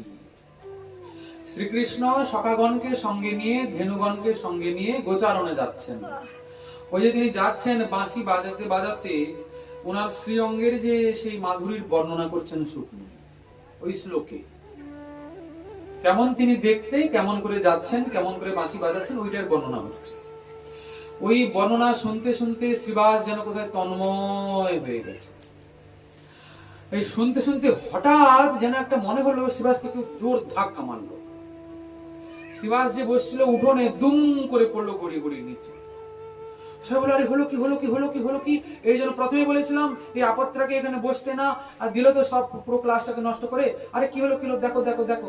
সবাই ছুটে এলো, দেখে যখন শ্রীবাস একদম বেহুশ হয়ে গেছে, অজ্ঞান হয়ে গেছে। আরে জল নিয়ে আসো, জল নিয়ে আসো। জল টল ছেটানো হলো, জল টল ছেটানোর পরে শ্রীবাস মরেনি, কিন্তু একটু একটু করে মিটির মিটির করে তার জ্ঞানটা ফিরছে। ওই যে জ্ঞানটা ফিরছে একটু একটু, তখন যেন ওর মনে হলো ভয়ঙ্কর ভয়ঙ্কর দেখতে 2-3 লোক তাকে এরকম তর্জন গর্জন করে বলছে, বেঁচে গেলি, আজকে তুই বেঁচে গেলি। শ্রীবাস বুঝতে পারছে না যে কি হচ্ছে। তোর ভাগ্য ভালো যে তুই এই মুহূর্তে শ্রীমদ ভাগবতের আশ্রয় নিয়েছিলি, এজন্য তুই বেঁচে গেলি। তোকে আমরা নিয়ে যেতে পারলাম না। তুই শ্রীমদ ভাগবতের কথা, ভাগবতের অক্ষরগুলিকে কর্ণরন্ধ্রে শ্রবণ করছিলিস বলে আমরা তোকে নিয়ে যেতে পারলাম না, তুই বেঁচে গেলি। এই বলে বলে ওই লোকেরা অন্তর্ধান হয়ে গেল। শ্রীবাসের চেতনা ফিরে আসলো। দেখুন, শ্রীমদ ভাগবত এমন জিনিস, এমন বস্তু, যাকে যদি কেউ যে কোনো প্রকারে আশ্রয় করে তাহলে এরকম মৃত্যু থেকেও সে বাঁচতে পারে। বলে, আপনারা কত বড় বড় সাধু সন্ত মহাত্মা বড় বড় সব আসেন এখান ওখান থেকে, তারা যেন অমর হয়ে আসছে, মরে না কখনো। মরবে তো, কিন্তু একজন ভক্তের মৃত্যু আর একজন সাধারণের মৃত্যু কিন্তু এক নয়। কি? আচ্ছা বলুন, বেড়াল, এদিকে আছে, বেড়াল আছে আপনাদের দিকে অনেক আছে না? বেড়াল ইঁদুর ধরে জানেন কোথায় ধরে বলুন তো? ইঁদুরটা যখন ধরে নিয়ে যায়, কিসে ধরে নিয়ে যায়? মুখে নিয়ে যায় ধরে। আর তখন ইঁদুরের আনন্দ হয় না দুঃখ হয়? দুঃখ কেন হবে? ইঁদুরের দুঃখ হবে না? ইঁদুর দুঃখ হচ্ছে? আচ্ছা আচ্ছা, ঠিক আছে। আচ্ছা, সেই বেড়াল তার নিজের শিশুটাকে কি করে নিয়ে যায়? মুখে। তখন শিশুটার দুঃখ হয় না সুখ হয়? দাঁত লাগে না? আমি জিজ্ঞাসা করছি আপনাদের, আর শিশুটা যে নিয়ে যায় তখন সেই শিশুটার দুঃখ হয় না সুখ হয়? হ্যাঁ, দুঃখ হয়, সুখ হয় না? আচ্ছা বলুন, একই মুখ একই বিড়াল যখন ইঁদুর ধরছে তখন ইঁদুরটা দুঃখের অনুভব করছে, আর সেই বিড়াল সেই মুখে সেই দাঁত দিয়ে যখন তার শিশুকে ধরছে তখন তার মহা সুখ অনুভব হচ্ছে। আচ্ছা, শিশু মায়ের কোলে থাকলে দুঃখ হয় নাকি কখনো? আপনাদের শিশু তো চায় মায়ের কোলে থাকতে, চাই কি না? ও বিড়াল প্রজাতির ওই সিস্টেম, ওর মুখই হলো ওর মায়ের কোল। ওর শিশুটা পরম সুখ অনুভব করে মায়ের মুখে ভাবে গেলে। ঠিক তেমনি আমাদের জীবনে, ঠিক তেমনি মরবো তো আমরা সবাই। ওই একই বস্তু যারা শ্রীকৃষ্ণ চরণের শরণাগত নয়, ওই বস্তু তাদেরকে মহা দুঃখ দেবে। আর যারা ভগবত চরণের শরণাগত, আমি কিন্তু এই কথা বলছি না সাজাসাজির কথা, আমি শরণাগতির কথা বলছি। যারা শ্রী ভগবানের শ্রীচরণের সর্বস্ব সমর্পণ করেছেন তাদের কথা বলছি, আমাদের মতন লোকের কথা বলছি না। আমরা মুখে বলি ভগবান ভগবান, কৃষ্ণ কৃষ্ণ হরি হরি, কিন্তু ভগবানের চরণে সর্বস্ব সমর্পণ করিনি। যদি আমরা ভগবত চরণে সর্বস্ব সমর্পণ করে থাকতাম তাহলে আমাদের জীবনে এত দুঃখ আসতো না। কেন আসতো না বলুন দেখিনি? কেননা যা করার তিনিই তো করেন কি না? বরং যদি কেউ তার চরণে শরণাগত হয় তাহলে জীবনটা সুখময় হয়ে ওঠে। যারা যারা ওনার চরণে শরণ নিয়েছেন তাদেরকে জিজ্ঞাসা করবেন, বলে হ্যাঁ আমার কত দেখি কত রোগ ব্যাধি, খেতে পায় না, ভক্তরা ভিক্ষা করতে বেরোয়, এখন তো মহাপ্রভুকে নিয়ে ভিক্ষা করতে বেরোয়, এইসব করে, আপনি কি সুখী বলছেন? এই দেখুন, আমরা বারবার বলেছি কিন্তু যারা শরণাগত তাদের কথা। তিলকমালা করলেই যে শরণাগত হয়ে গেল তা কিন্তু নয়। শরণাগতি বাইরের ব্যাপার নয়, ভিতরের ব্যাপার। শরণাগত হবে কার চরণে? শরণ নেবে কার চরণে? শ্রীকৃষ্ণের চরণে, শ্রী নন্দনন্দনের চরণে। হ্যাঁ, কারণ আর কেউ নেই বলে আছে অনেকে, কিন্তু আসলে উনার চরণে শরণাগত হতে হয়। তাহলে কি হয়? বলে মৃত্যু নামক ভয় থেকে মুক্ত হওয়া যায়। আচ্ছা, পরীক্ষিত সেই জন্য তো ভাগবতের আশ্রয় নিলেন। শ্রীবাস পণ্ডিত ভাগবতের আশ্রয় নিলেন বলেই তো মৃত্যু থেকে বাঁচলেন কি না? পরীক্ষিত মহারাজ 7 দিন ভাগবত শ্রবণ করার পরে কি গতি হলো?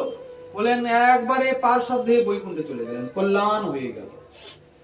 মহাজন সেই জন্য বলছেন ভজন করতে হবে। বলে কার ভজন করবে? বলে সবার ভজন করলে হবে না, সবার ভজন হয়ও না। আচ্ছা বলুন, একজন নববিবাহিতা স্ত্রী এসছে ঘরে, মানে একটা ছেলে বিয়ে করে এনেছে। কাকে এনেছে? তার স্ত্রীকে এনেছে। ঘরে মা আছে, বাবা আছে, ভাই আছে, বোন আছে, সবই আছে। সবাইকে যথাযোগ্য ব্যবহার তাকে করতে হয় কিনা? একটা নতুন স্ত্রী তার শাশুড়িকে কি করবে? লাথি মারবে নাকি? শাশুড়িকে মায়ের মতো সম্মান দেবে, শ্বশুরকে বাবার মতো সম্মান দেবে, ছোট ভাইকে কি করবে? ভাই বোনের মতো সম্মান করবে। কিন্তু ভালোবাসবে কাকে? স্বামীকে না। স্বামীর সঙ্গে তার যে ব্যবহার সেটা অন্য কারোর সঙ্গে করতে পারবে কি? পারবে কি?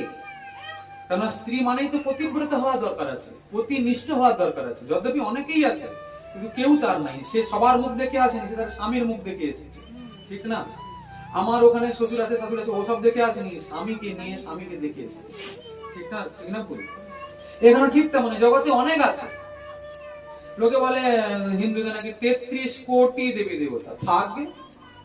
33 কোটি দেবী দেবতা আছে, তবু অভাব পড়ছে হিন্দু। কে পিতা মাতাকে ভগবান বানাচ্ছে, কে আবার সে পীর বাবা, হীর বাবা, কত কি বাবা তাদেরকে ভগবান বানাচ্ছে। এখন আবার কত যিশু বাবা, কত বাবা বেরিয়েছে, আর কি সব বাবা বলে বাবা, কত লোককে ভগবান বানাচ্ছে। আমাদের এত থাকতেও কম করছে, ঠিক কিনা?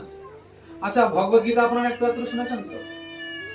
ওখানে শ্রীকৃষ্ণ বলেননি যে আমার শরণাগত হও, যদি কেউ আমার শরণাগত হও আমি সমস্ত ভয় থেকে তাকে মুক্ত করব। শাস্ত্রে সব জায়গায় বলা আছে। মহাজন সহজ সরল ভাষায় আমাদেরকে বোঝাচ্ছেন সেই কথাগুলো। চলুন সবাই মিলে হাতের তালি বাজাবেন।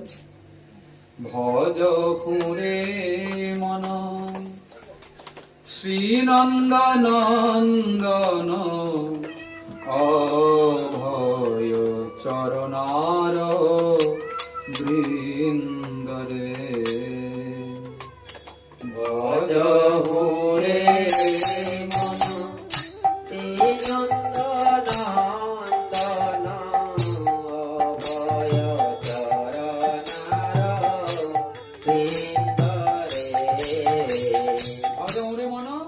শ্রীনন্দনন্দন অভয় চরণার বিন্দরে। কার ভজন করতে বলছেন? মনকে বলছেন। ওরে মন ভজন করো কার? শ্রীনন্দনন্দন। সে কে গো? পাড়ার কাকু যে হয়, কে হয় শ্রীনন্দনন্দন? দেখেছেন তাকে কখনো? তার কথা শুনেছেন কখনো? পরিচয় আছে তার সঙ্গে? দেখেননি? দেখেননি? এই তো সেই গ্রন্থ রূপে ভাগবত কৃষ্ণের অবতার। এই তো সেই, দেখতে পাচ্ছেন পেছনে? বলি এ তো ফটো। বলে না না না না না, নাম বিগ্রহ স্বরূপ তিন এক রূপ, তিনে ভেদ নাহি, তিন চিদানন্দ রূপ। তিনি সাক্ষাৎ যা, নাম ওই, আর এই ওই, কোনো পার্থক্য নেই। পার্থক্য করতে গেলে নরকগতি হবে। নন্দনন্দন মানে কি? ব্রজের শ্রীকৃষ্ণ, নন্দ মহারাজের পুত্র। ভজ পুরে মন শ্রীনন্দনন্দন অভয় চরণার বৃন্দরে। ভজ পুরে মন শ্রীনন্দনন্দন অভয় চরণার বৃন্দরে।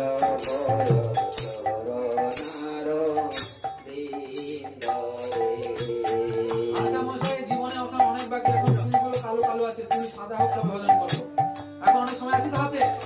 একদম সময় নাই। দুর্লভ মানব জীবন সৎ সঙ্গে, দুর্লভ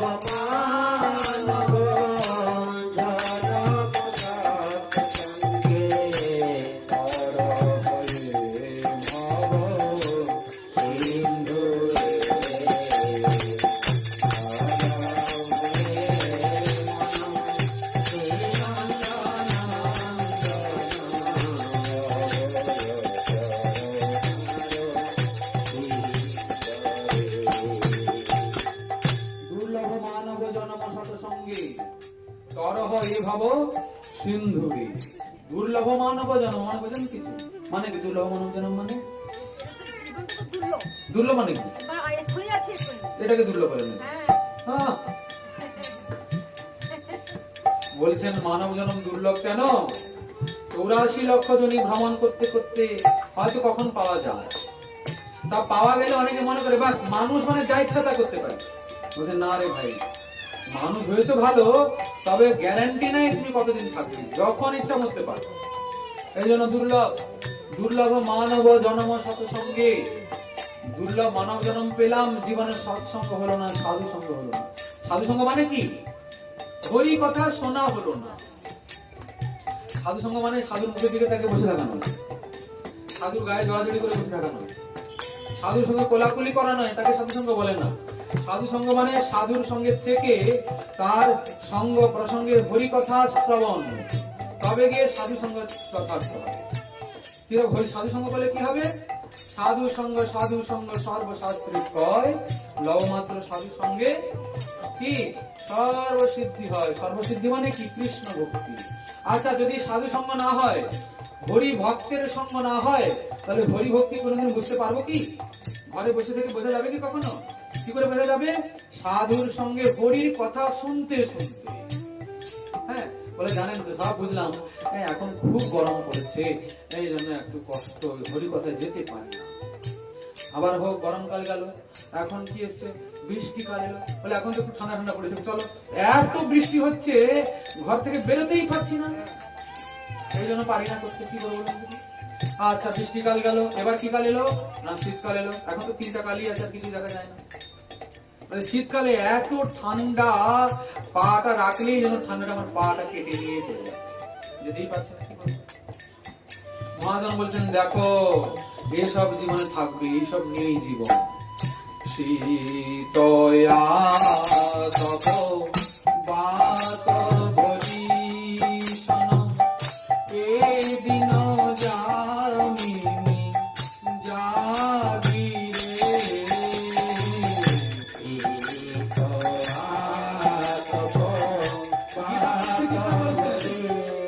মাত্রা স্পর্শাস্তু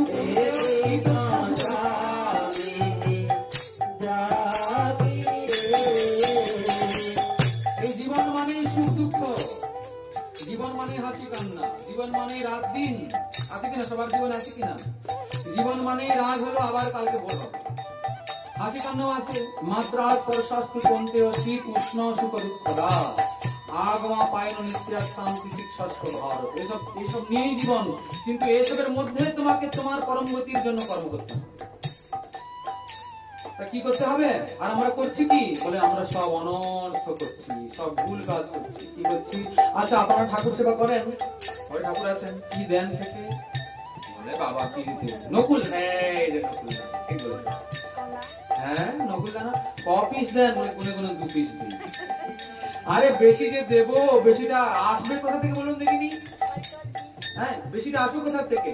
আচ্ছা, 2টো নকুল দানা দিল, ঠাকুরকে বলে, ঠাকুর আমার 2 লক্ষ টাকার ব্যবসা করে দাও। কি বলেন? ভালো কথা কিনা? ভালোই ভালোই ভালো। আর জামা যদি বাড়িতে আসে তাহলে কি হয়? তখন যে কোথা থেকে আসে সব আর বলবেন না, ঠিক কিনা? আচ্ছা, জামাই সব খেলো, একবারে গলা পর্যন্ত করে খেলো, তারপরে যদি একটু খুঁট বয়ে যায়, হয়তো রান্না একটু লবণ বেশি হয়ে গেছে, তাহলে কি হয় বলুন দেখিনি? আচ্ছা, ভগবানকে আপনি 2টো নকুল দানা দিলেন, ভগবান কখনো কমপ্লেন করেছেন কি? কেন করেনি বলুন তো?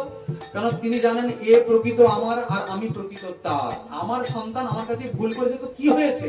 পিতামাতা ক্ষমাই করবেন, কিন্তু এই জগতে আর কেউ আপন নয়, এই জন্য সবাই দোষ ধরে পেছনে লাগে।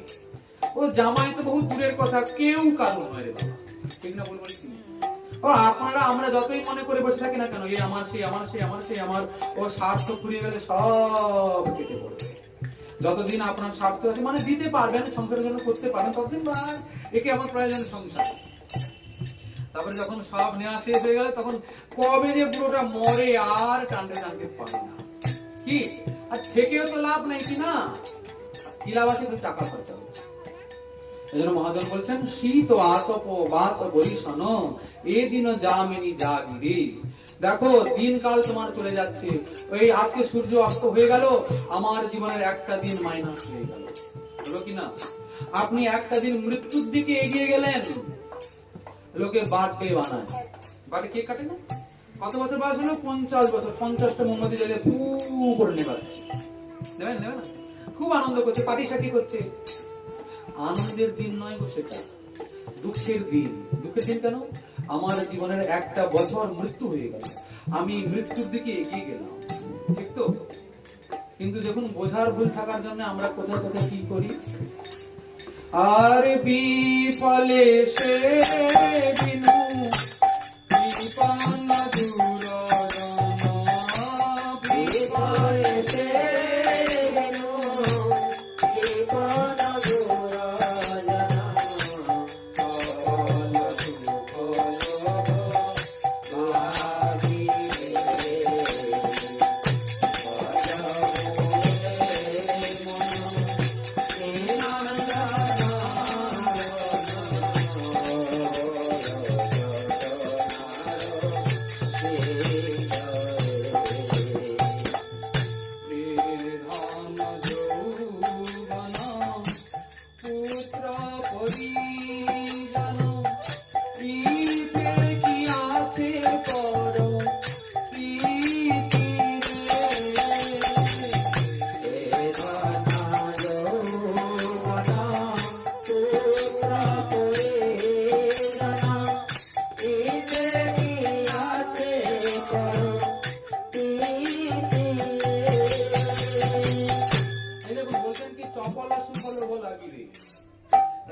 খেতে দিলে কতক্ষণ আনন্দ হয়। যদি একটু মানে কি গন্ডগোল হয়ে যায় না, সম্বন্ধটাই নষ্ট হয়ে যায়, হয় কিনা? ঝগড়া হয় তো। বলছেন চপল সুফল লাগিয়ে এই যাতে ওই ক্ষুদ্র সম্পর্কটা টিকে থাকে, একটু এই হয়, ওই জন্য বা ওকে খুশ রাখো। কিন্তু দেখুন, আমাদের হৃদয়ে যিনি অনন্তকাল ধরে বিরাজমান, যিনি প্রকৃত আমাদের, যিনি প্রকৃত আপন, যিনি প্রকৃত আমার প্রকৃত তো তিনি ছাড়া কেউ আমার আছে কি প্রকৃত? এই পিতামাতা, ভাই বোন, পরিবার পরিজন সবকে একদিন ছাড়তে হবে। কি যতদিন দেহটা আছে, দেহের প্রিয়তাই ওদের প্রিয়তা। আর দেহটা কার প্রিয়তায় প্রিয়তা? আত্মার প্রিয়তায় দেহের প্রিয়তা। আত্মা আছে বলে দেহটাকে ভালো লাগছে, আত্মাটা আছে বলে দেহটাকে সাজানো গোছানো খাওয়ানোর ইচ্ছা হচ্ছে, খাওয়াচ্ছি দাওয়াচ্ছি সাজাচ্ছি গোছাচ্ছি। আত্মা বেড়ে গেলে শরীরের কোনো কাজ সব শেষ হয়ে যায়। আর শরীর আছে বলে শরীরের সঙ্গে যত জোড়া সম্বন্ধগুলো তাদের প্রতি আমাদের চিন্তা হবে। এই ধন যৌবন পুত্র পরিজন ইতি আছে পরতিথি রে, বলে না এর থেকে আরো একজন কেউ আছে, বলে ভজবো একটু অপেক্ষা করুন। আপনারা যা বলছেন ভালো কথা বলছেন, আর একটু সময় হোক, এখন আমার একটু কাজ আছে, সংসারের দায়িত্ব আছে, পালন করি দায়িত্বগুলো। কি এখন যদি ভজন টজন করি, এই নিরামিষ টিরামিষ খাওয়া শুরু করি, তাহলে দুর্বল হয়ে পড়বো। সংসারের কাজগুলো কে করবে? আপনি করবেন মশাই? আপনাদের তো কোনো কাজ নেই, সব করেন এদিক ওদিক ঘুরে বেড়াবেন। কি বলেন? আমাদের অনেক কাজ আছে। বলেন না মশাই আর সময় নেই হাতে। কমল দল জল জীবন জল মল কমল দল জল কমল দল পদ্ম পাতা, ওই যে কোচ পাতা, প্রচুর পাতা দেখেছেন গাছের দিকে, ওর উপরে একটা জলের ফোঁটা পড়লে কেমন হয় বলুন তো? টলমল করে না? কখন যে খসে পড়বে তার ঠিক আছে কিন্তু না, যখন ইচ্ছা পড়ে যেতে পারে। একটু হাওয়ার ঝোঁকা এলেই যে কখন পড়বে তার কোনো ভরসাই নেই। আমাদের জীবনটা তেমনি সেই কোচ পাতায় শিশির বিন্দুর মতো টলমল করছে, একটু পান থেকে চুন খসলেই আর বলো হয়ে হতে পারে। তবু আমরা কত নিশ্চিন্তে আছি, ভাবছি এই করব সেই করব, কিছু করতে পারবে না। হ্যাঁ, ওখানে একজন ভাবছেন আচ্ছা চিন্তা করো আমিও আছি, ঠিক সময় ঠিক খেলা খেলবো, ঠিকই না? মহাজন বলছেন আর হাতে সময় নাই, একবারে সময় নাই। এই শরীরটা হাত ছাড়া হয়ে গেলে আর কিছু করতে পারবে না। এই শরীরটা যতক্ষণ হাতে আছে ততক্ষণ যা ইচ্ছা করতে পারবে, ভজন করতে পারবে, তাকে চিন্তা করতে পারবে, তাকে পেয়ে নিতে পারবে, এই আত্মার চিরদিনের জন্য কল্যাণ করে নিতে পারবে।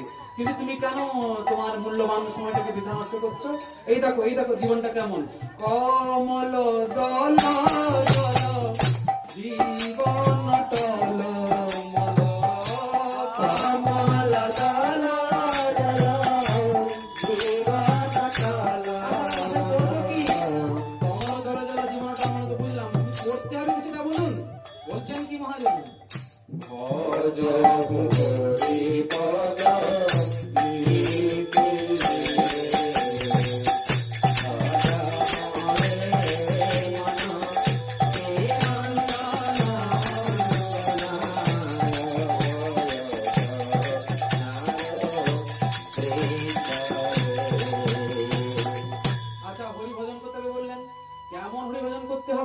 ভজন মানে কি? ভজন মানে কি বোঝেন? ভজন মানে আবার কি? এই তো ভজন চলছে না? এই আমি বলছি এটা হচ্ছে কীর্তন, আপনারা শুনছেন এটা কি? শ্রবণ, নববিধা ভক্তি। শ্রবণ কীর্তন স্মরণ বন্দন পাদ সেবন দাস্যরে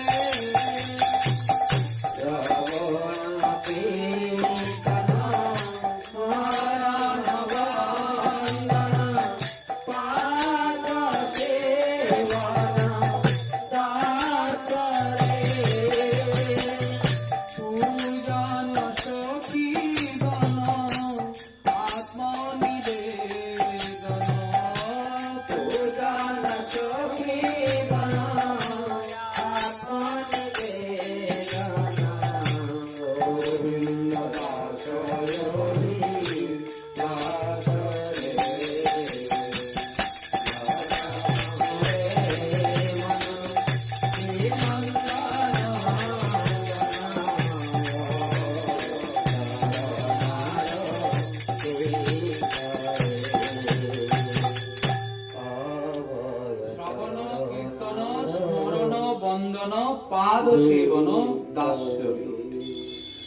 শ্রীমদ্ ভাগবতে প্রহ্লাদ মহাশয় বললেন কি করবে?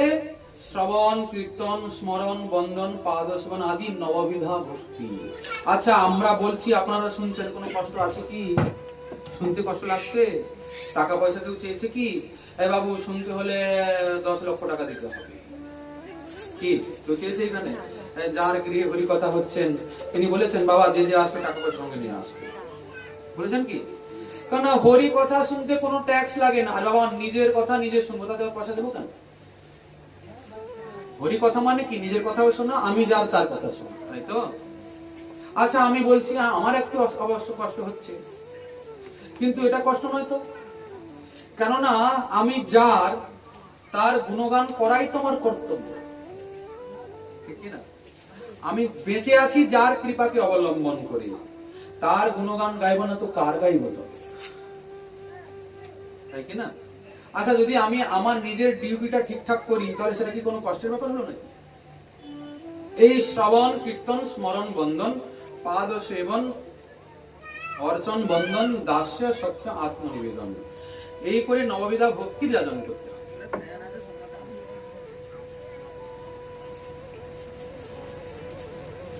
যদি কেউ সাধুগুরু বৈষ্ণবের চরণে আশ্রিত হয়ে এই নববিধা ভক্তির যাজন করে, ওই ভজন করতে করতে করতে করতে ভগবানের সমর্পণটা কি জিনিস সেটা বোঝা যায়।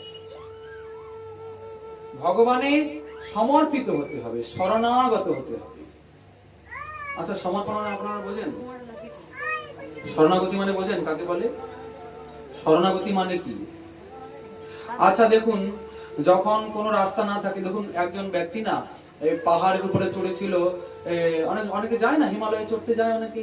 তা হয়েছে কি, বরফ তো সেখানে, বরফে এমন পাটা পিছলেছে না, আর এই উঁচু পাহাড় থেকে হুড়মুড় করে নিচে পড়ে যাচ্ছে। সে সময় তার বাঁচার জন্য কত আকুলতা বলেন দেখি, ঠিক তো? হঠাৎ একটা গাছের শেকড় বেরিয়েছিল, ওটা কোনো রকম হাতে ঠেকে গেছে, হ্যাঁ, কিন্তু সেই যে শেকড়টা একটুখানি বেরিয়ে আছে, এখন সেটাকে কোন রকম ধরে সে আটকে গেছে। আচ্ছা, এখন বাঁচার জন্য তার কত প্রচেষ্টা, তাহলে এখন সেই শেকড়টাকে ধরার জন্য তার কত আগ্রহ, এবং এখন সে মনে করছে শেকড়টাই আমাকে প্রাণ বাঁচাতে পারে। এখন তার শরীরের সমস্ত ভার, সমস্ত ওজন, তার হৃদয়ের সমস্ত উৎকণ্ঠা, সমস্ত ইচ্ছা, চেষ্টা সেই শেকড়টাকে ধরে ওঠার জন্য লেগে গেছে, ঠিক তো? এখন তার সমগ্র ইচ্ছা কেবল সেই শেকড়টাকে ধরে সে বাঁচবে। ঠিক তেমন আমরা জীবনে কত পরিস্থিতির সম্মুখীন হই, শেষে তো মৃত্যুর ভয় আছে সবারই।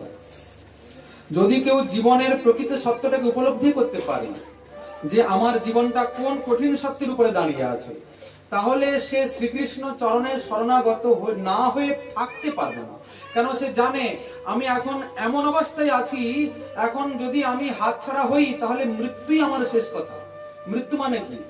যদি হরি চরণকে আশ্রয় করে তাহলে সে একদিন মরবে কি মরবে না? মরবে তো। মৃত্যু মানে আমরা অন্য কথা বলছি।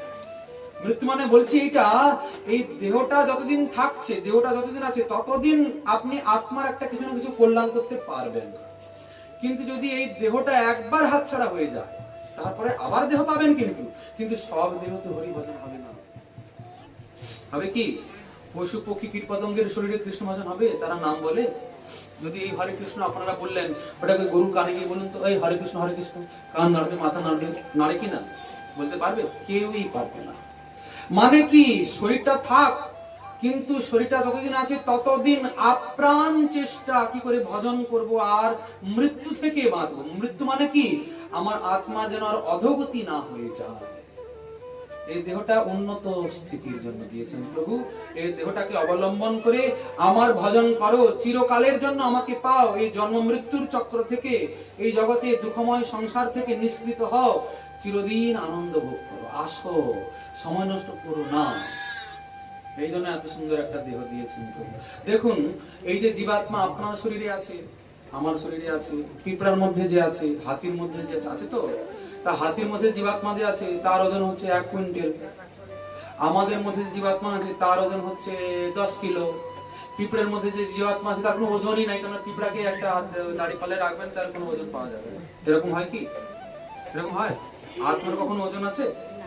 সবার মধ্যে আত্মা সমান, তাই তো?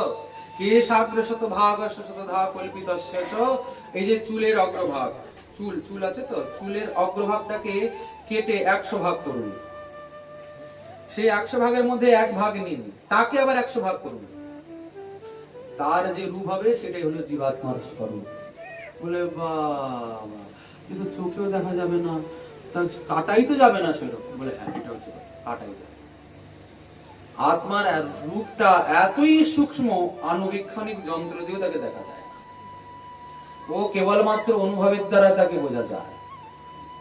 কিন্তু সেই আত্মা সবার শরীরে সমান। আপনার হৃদয়ে যেই আত্মা, আমারও যেই আত্মা, হাতিরও সেই আত্মা, একটা নরকের কীট তারও সেই আত্মা, এই যে বিষ্ঠার মানে পায়খানার মধ্যে যে পোকা থাকে তার মধ্যে যে জীবাত্মা সেও একই, সব একই। কিন্তু যে আত্মাটা হাতির শরীর পেল তার দুর্ভাগ্য দেখুন, আর আমার সৌভাগ্য দেখুন, ভগবান কৃপা করে আমাকে মনুষ্য শরীর দিলেন। আত্মা একই, জীব একই, কিন্তু সব আত্মার ভাগ্যে সব ভালো জুটলো না। তাহলে ভগবান কৃপা করে এই দেহটা দিলেন, তার কিছু কারণ আছে তো? সবাইকে মনুষ্য দেহটা দিলেন না কেন? তাহলে বলে এই দেহটা হলো সেই মুক্তির দ্বার। কিসের দ্বার? এই দেহটাকে অবলম্বন করে ভজন করে তাকে পাওয়া যেতে পারে। এই যে জীবনের দুঃখ যন্ত্রণা ত্রিতাপ জ্বালা জন্ম মৃত্যুর চক্র, এর থেকে নিষ্কৃতি হওয়া যেতে পারে, কিন্তু অন্যান্য শরীরে হবে না। পশু পক্ষী কীট পতঙ্গ তারা হরিনাম বলতে পারে না। পারে কি? শোনে কি? বোঝে কি? বলে কিচ্ছু পারে না। হাম্বা আম্বা মামা মামা করে, তখন আমাদের বুঝতে হয় যে হয়তো কিছু চাইছে, খেতে চাইছে বোধহয়। ওরা তার বোঝে, কিন্তু আমরা বুঝি না। আর ওরা যা বলে ওটা কৃষ্ণ বলে না, রাধাও বলে না, রামও বলে না, কিচ্ছুই বলে না।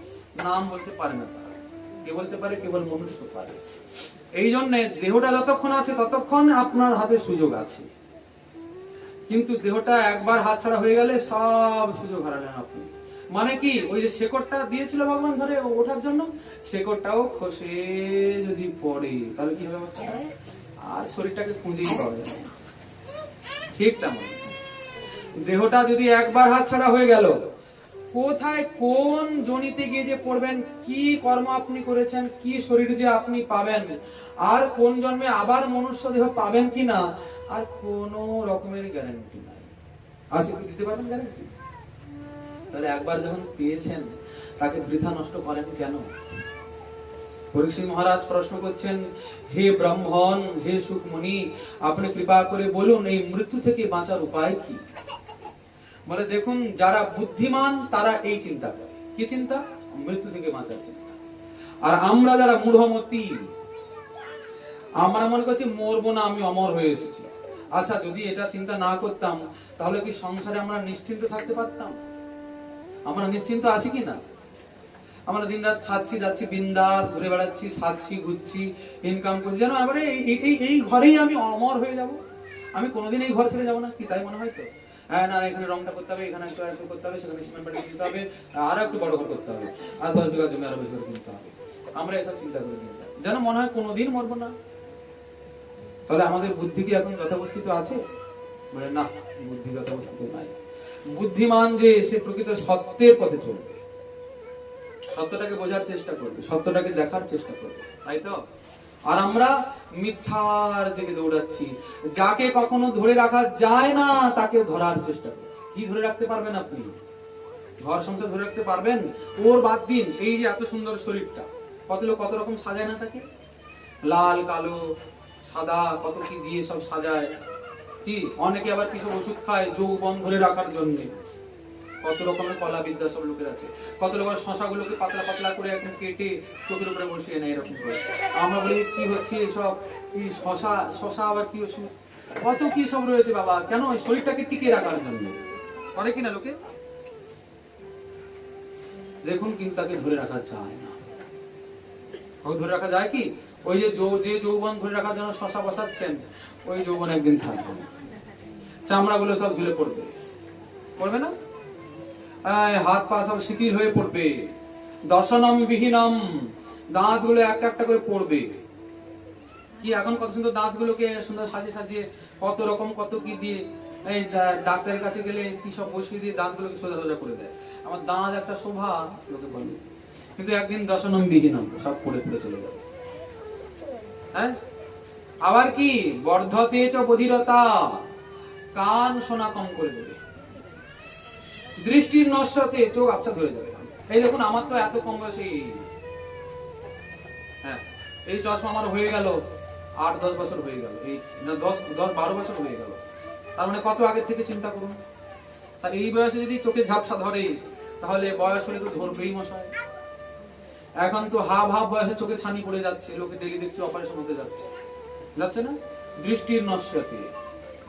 বাক্যম নৈব শ্রুণুতে বান্ধব জনা, বুড়ো পড়ে আছে ঘরে, কলকাতাতে ছেলে মেয়ে থাকে, এসছে, বাবা বাবা গো আমাকে চিনতে পারছো? বলে কে এলো কে এলো, বাবা চিনতে পারে না। দেখুন নিজের ছেলে মেয়েকে চিনতে পারছে না। এখন পরিস্থিতি হয় কি না আপনাদের দিকে হয় এরকম? আমাদের দিকে খুব হয়। হ্যাঁ, বুড়ো বয়সে না কেউ চিনতে পারে না, দাঁত পড়ে যায়। আর এখন তার ইচ্ছা আমি একটু হাড্ডি ফাড্ডি চিবাবো, দাঁত তো নেই। ডাক্তার বলেছে তরল খাবে, একবারে মিক্সার মেশিনে দিয়ে ঘর করে ঘুরিয়ে তরল করে পান করবে, নাহলে বাঁচতে পারবে। খেতে তো হবে, কি করে পুরো হাড্ডিটাকেই তরল করে পান করে। কেননা হাড্ডি ছাড়া তো চলবে নাকি না? আচ্ছা, হাঁটা চলার তো বড় ইচ্ছা, ওদিকে কি হচ্ছে ওই মেয়েরা নাচছে, এখন তো সব হয় যে ওই যে মাঝরাতে সব করে, ছেলেরা করে। হ্যাঁ, বুড়োর যাওয়ার খুব ইচ্ছা, ওসব দেখবে, কিন্তু পা তো নড়ে না, পা নড়ে না কি না, লাঠি লাঠি ঠুকিয়ে কোন রকম করে ভাইরে আমাকে একটু নিয়ে চল না রে। আচ্ছা, আমরা কি বানিয়ে বলছি কথাগুলো? আমরা নিজের চোখে সব দেখি ঘটনাগুলো। আচ্ছা দেখুন, এখানে হরি কথার আসর তো, এখানে কতজন এসে বসছেন? ওই যে 2-3 জন বয়স্ক ব্যক্তি এসে বসলেন, দেখলাম বসতে না বসতেই তারা পালালেন। হয় কি হলো না, এখানে তো সেই হাঙ্গামা হচ্ছে না কেন? কি সেগুলো হলে খুব ভালো লাগতো। দেখুন ব্যাধি হয়েছে, ডাক্তার এমন একটা ওষুধ দিয়েছে, সেটা তেতো, খেতে ভালো লাগে কি? সত্য কথা শুনতে ভালো লাগে কি? সত্য কথা শুনতে ভালো লাগে? যদি কেউ আপনার ভুলটা ধরিয়ে দেয়, যদি কেউ বলে যে আপনি এই কাজটা বললেন না, ঠিক হয়নি, আমার শুনতে কতটা খারাপ লাগে বলুন তো? সত্য কথাটা বললো কিন্তু আমার সহ্য হচ্ছে না। ঠিক তেমনই এটা সত্য কথার আসর, এখানে ঔষধ দেওয়ার জায়গা। আমাদের ভবব্যাধি হয়েছে, ভবব্যাধি। ভাগবত বলছেন ভব ঔষধাৎ শত্রু মনোভিরামাৎ। এই আমাদের ভবরোগ হয়েছে, ভবরোগের ঔষধ হলো শ্রী শ্রী হরি কথার শ্রবণ। এই শ্রবণই হলো ভবরোগের ঔষধ। এই যে শোনা হচ্ছে, দেখুন ওষুধটা একটু তেতো। তেতো মানে কি বলুন তো? মাঝখানে না নিজের কুকীর্তি গুলো ধরা পড়ে যায়। ও বাবা, উনি আমার কথা জানেন কি করে? হ্যাঁ আমি তো এটা করেছিলাম। অনেক সময় হয় না, বোধে উনি আমার কথাই বলছেন, মনে হয় না এরকম? কারণ আমি যে কর্মটা করেছিলাম কথার মাধ্যমে কথাটা এসে গেছে, মনে হচ্ছে বোধহয় উনি আমাকে লক্ষ্য করে বলছেন। দেখুন মশাই, আপনাদের আমি চিনি না, আমাকে আপনারা চেনেন না, আপনারা কি করছেন না করছেন আমি জানবো কি করে? কিন্তু ঔষধটাই এরকম, সত্যের ঔষধ। জীবনটাকে সামনে প্রত্যক্ষীভূত করে দেয়, জীবনটাকে সামনে একদম পর্দার মতো স্থির করে দেয়। দেখো তোমার জীবনটাকে তুমি পড়ে দেখো কি করছো, কোথায় আছো। এই হরিকথার আসর। যারা সত্যের পূজারী, যারা সত্যটাকে পেতে চান, সত্যের পথে চলতে চান, তারা নিশ্চিত হরিকথার আশ্রয় নেবেন, শ্রীমদ্ ভাগবতকে গ্রহণ করবেন। অনেকে বলেন হ্যাঁ এগুলো কুসংস্কার, যাদের বয়স হয়েছে, বুড়ো বুড়ি লোক, তাদের একটু পুণ্য টুণ্য করা উচিত, তারা ভাগবত পাঠটা শুনতে যায়। আমরা এখন জবান লোক, আমাদের এখন কি দরকার? আর আমরা তো বুড়ো হয়ে গেছি মশাই, আমাদের তো কিছুই পড়া নেই, মায়ের পেট থেকে পড়েছি আর এক সোজা বুড়ো হয়ে গেছি, এই জন্য কুসংস্কার নিয়ে পড়ে আছে। কি বলেন? আমাদের আত্মীয় স্বজন গুরুজন বলেন এসব কি, এসব কি? যে যা বলেন, কিন্তু যদি কারুর এক সত্যের উপলব্ধি হয়ে যায়, কোনো কিছুর বিনিময়ে সে কখনো মিথ্যার পথ অবলম্বন করবে কি? যদি জীবনে কেউ সত্যটাকে বুঝে ফেলতে পারে। আচ্ছা বলবেন, যদি কেউ বলেন যে না সত্য তো 80 বছর বয়স না হলে বোঝা যায় না, এটা ঠিক কথা কি? সত্য তো যে কোনো মুহূর্তে বোঝা যেতে পারে, তাই তো? যে কোনো মুহূর্তে বোঝা যাবে না, খালি কেবলমাত্র একটা সংযোগের অপেক্ষা। সত্যটাকে যে কোনো মুহূর্তে যে কোনো পরিস্থিতিতে জানা যেতে পারে। বুদ্ধিমান সেই যে সত্যকে জেনে সেই পথে চলার চেষ্টা করে। হ্যাঁ, তবে আমরা চেষ্টা মাত্র করতে পারি, কিন্তু চলতে পারবো কিনা সে বিষয়ে আমাদের কোনো রকম গ্যারান্টি নাই। কেননা এই পথে চলা নিজের চেষ্টায় যায় না। যার কথা শুনতে এসছি উনি কৃপা করে নিয়ে গেলে হয়, উনি কৃপা করে শক্তি যোগালে, বুদ্ধি যোগালে তবে হয়। গীতাতে শ্রীকৃষ্ণ বলেছেন যে আমার থেকেই সবকিছু আসে, আমার কৃপাতেই সব হয়। জীব নিজের চেষ্টায়, নিজের ইচ্ছায়, নিজের বুদ্ধিতে, নিজের বলে, নিজের কর্তৃত্ব অভিমান নিয়ে কিচ্ছু করতে পারবে না কখনো। এই তো আমরা করছি তো দিন রাত, নিজেকে কত কর্ম করছি, কিন্তু পাচ্ছি কি? করছি এক, পাচ্ছি তার উল্টো, তার বিপরীত। জীবনটা দুঃখময়। সবাই আমরা সুখ পাওয়ার জন্য দিন রাত কষ্ট করছি, মাথার ঘাম পায়ে ফেলাচ্ছি। বিশ্রাম আছে আমাদের জীবনে? দিন রাত কত যে পরিশ্রম করছি, কিন্তু সুখের মুখ দেখতে পেলাম না। মনে হচ্ছে যেন হ্যাঁ, ঘরটা ভাঙা আছে, ঘরটাকে পাকার করে নিতে পারলেই আমি সুখী হয়ে যাব। সারা জীবনের যত ইনকাম, শরীরের যত বল, যত প্রচেষ্টা সব লাগিয়ে দিলাম তো পাকার ঘরটা করতে হবে। আচ্ছা, ঘর শুরু হলো, বাবা ঘর শুরু হলো না, যন্ত্রণা শুরু হলো। ঠিক তো আচ্ছা, ঘর হয়ে গেলে শান্তি আসে কি? বলে না, ঘর তো হলো, ব্যালকনি একটা না হলে কেমন লাগে বলুন তো? আচ্ছা, ব্যালকনি করতে আবার 1 লক্ষ টাকা খরচা আছে। ব্যালকনি হলো তো ঠিক আছে, প্লাস্টার একটু না করলে কেমন হয়? সাইজ আছে?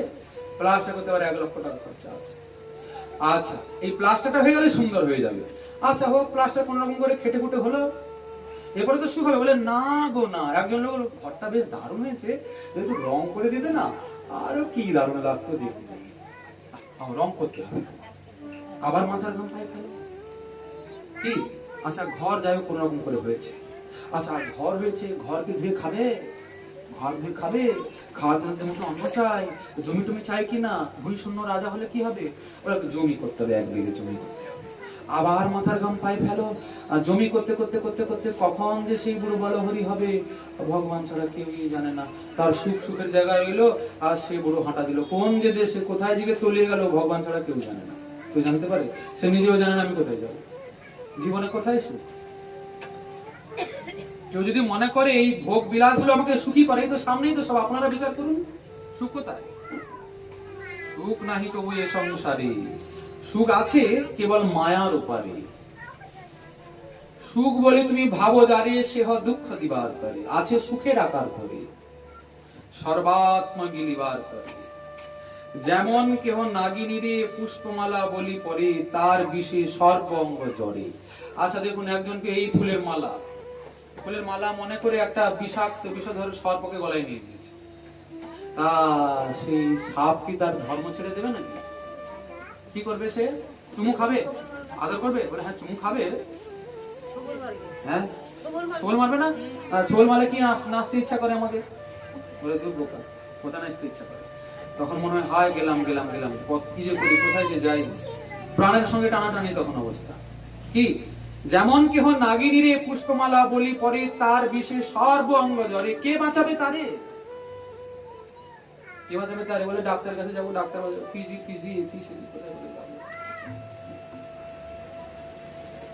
যদি কপালে থাকে বাঁচবে, যদি ভগবান করুণা করেন।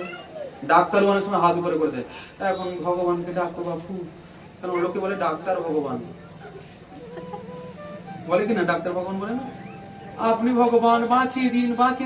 সে বেচারা ডাক্তার বলে এখন ভগবানকে স্মরণ করুন। তার হাতেও নাই, তাহলে আছে তার হাতে? করোনার সময় ডাক্তার অনেক মরেছে কিনা? মরেছে তো, কেন মরল? কে বাঁচাবে তারে? সাধু ধন্বন্তরী ধরে, অকপটে আশ্রয় করে, ঝাড়াও বাহির অন্তরে, তবে ভাসিবে সুখ সায়রে। আচ্ছা দেখুন, আগুনে হাত দিলে কি আনন্দ হয়, সেটা হাত দেওয়ার পরে তো জানা যাবে।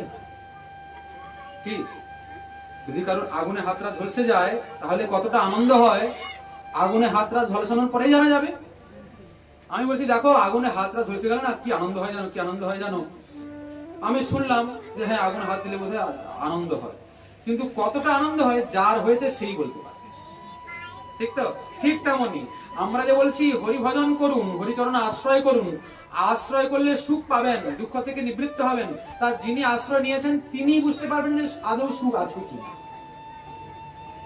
তাহলে আমার মতো মাতৃশ যারা এরকম বলা বলাতেই কাজ শেষ। আমরাও আশ্রিত নই, আমরা খালি বলি আপনারা হরিভজন করুন, শরণাগত হন, কিন্তু আমরা নিজেও বুঝি না কত দুঃখ আমাদের জীবনে। আচ্ছা, সে আমাদের জীবনে যা আছে থাক, কিন্তু আপনাদের বলছি, আপনারা এতদিন তো সংসার করলেন তো, আর শেষ জীবন পর্যন্ত সংসারে থাকুন, সংসার করুন। কেউ বলছে না সংসার থেকে পালিয়ে যেতে। অনেকে করে কি ভয়ে পড়ে করতে চায় না, বলে বাবা তোমার কৃষ্ণ ভজন করতে গেলে এই করা যাবে না, সেই করা যাবে না, ওই ওই ওই সাধু হতে হবে, টাং মাথা হতে হবে, আপনাদের মতো টাং মাথা হতে হবে, এসব হতে হবে, গলায় মোটা মোটা তুলসী মালা নিতে হবে, সাদা ধপধপে ধপধপে কাপড় পরতে হবে, মাছ মাংস খাওয়া যাবে না, আরো কত কি বাবা এসব পারবো না। আচ্ছা, কিছু পারবেন না, নাম নিতে পারবেন মুখে তো? হরে কৃষ্ণ বলতে পারবেন তো? এটা বলতে অসুবিধা আছে কি? আচ্ছা, সারাদিন তো আন কথা বান কথা বলেন তো, সব সারাদিন তো চলে, তার মধ্যে কিছুটা সময় বের করে মাঝে মধ্যে মনে যখন পড়ে, এমনিতে তো খাইতে শুইতে যথা তথা নাম লয়, কাল দেশ নিয়ম নাহি সর্বসিদ্ধি হয়। সব সময়ের জন্য হরি নাম নেওয়া উচিত। আন কথা না বলিবে, আন কথা না শুনিবে, আমাদের মহাজন বলেছেন, শ্রীমন মহাপ্রভু বলেছেন আন কথা বলবে না। আন কথা মানে কি? হরি নাম হরি কথা ছাড়া যত কথা সব আন কথা, তাহলে বাঁচতেও পারবে, মরে যাবে। হরে কৃষ্ণ যদি বলতে হবে তো, দোকানে গেছি যদি বলি হরে কৃষ্ণ হরে কৃষ্ণ, সে ব্যক্তি দৌড়াবে কিনা মারতে? এই যে বলেছে ওখানে আন কথা বলা যাবে না, খালি কি বলবো? হরি বলবো, হরি নাম বলবে। তো হরে কৃষ্ণ, দোকানে বলছে হরে কৃষ্ণ। আচ্ছা, হরে কৃষ্ণ বলে দোকানে কি বুঝবে? আপনার কি দরকার? আপনার কি দরকার তা আপনাকে জানাতে হবে তো, জানাতে হবে তো।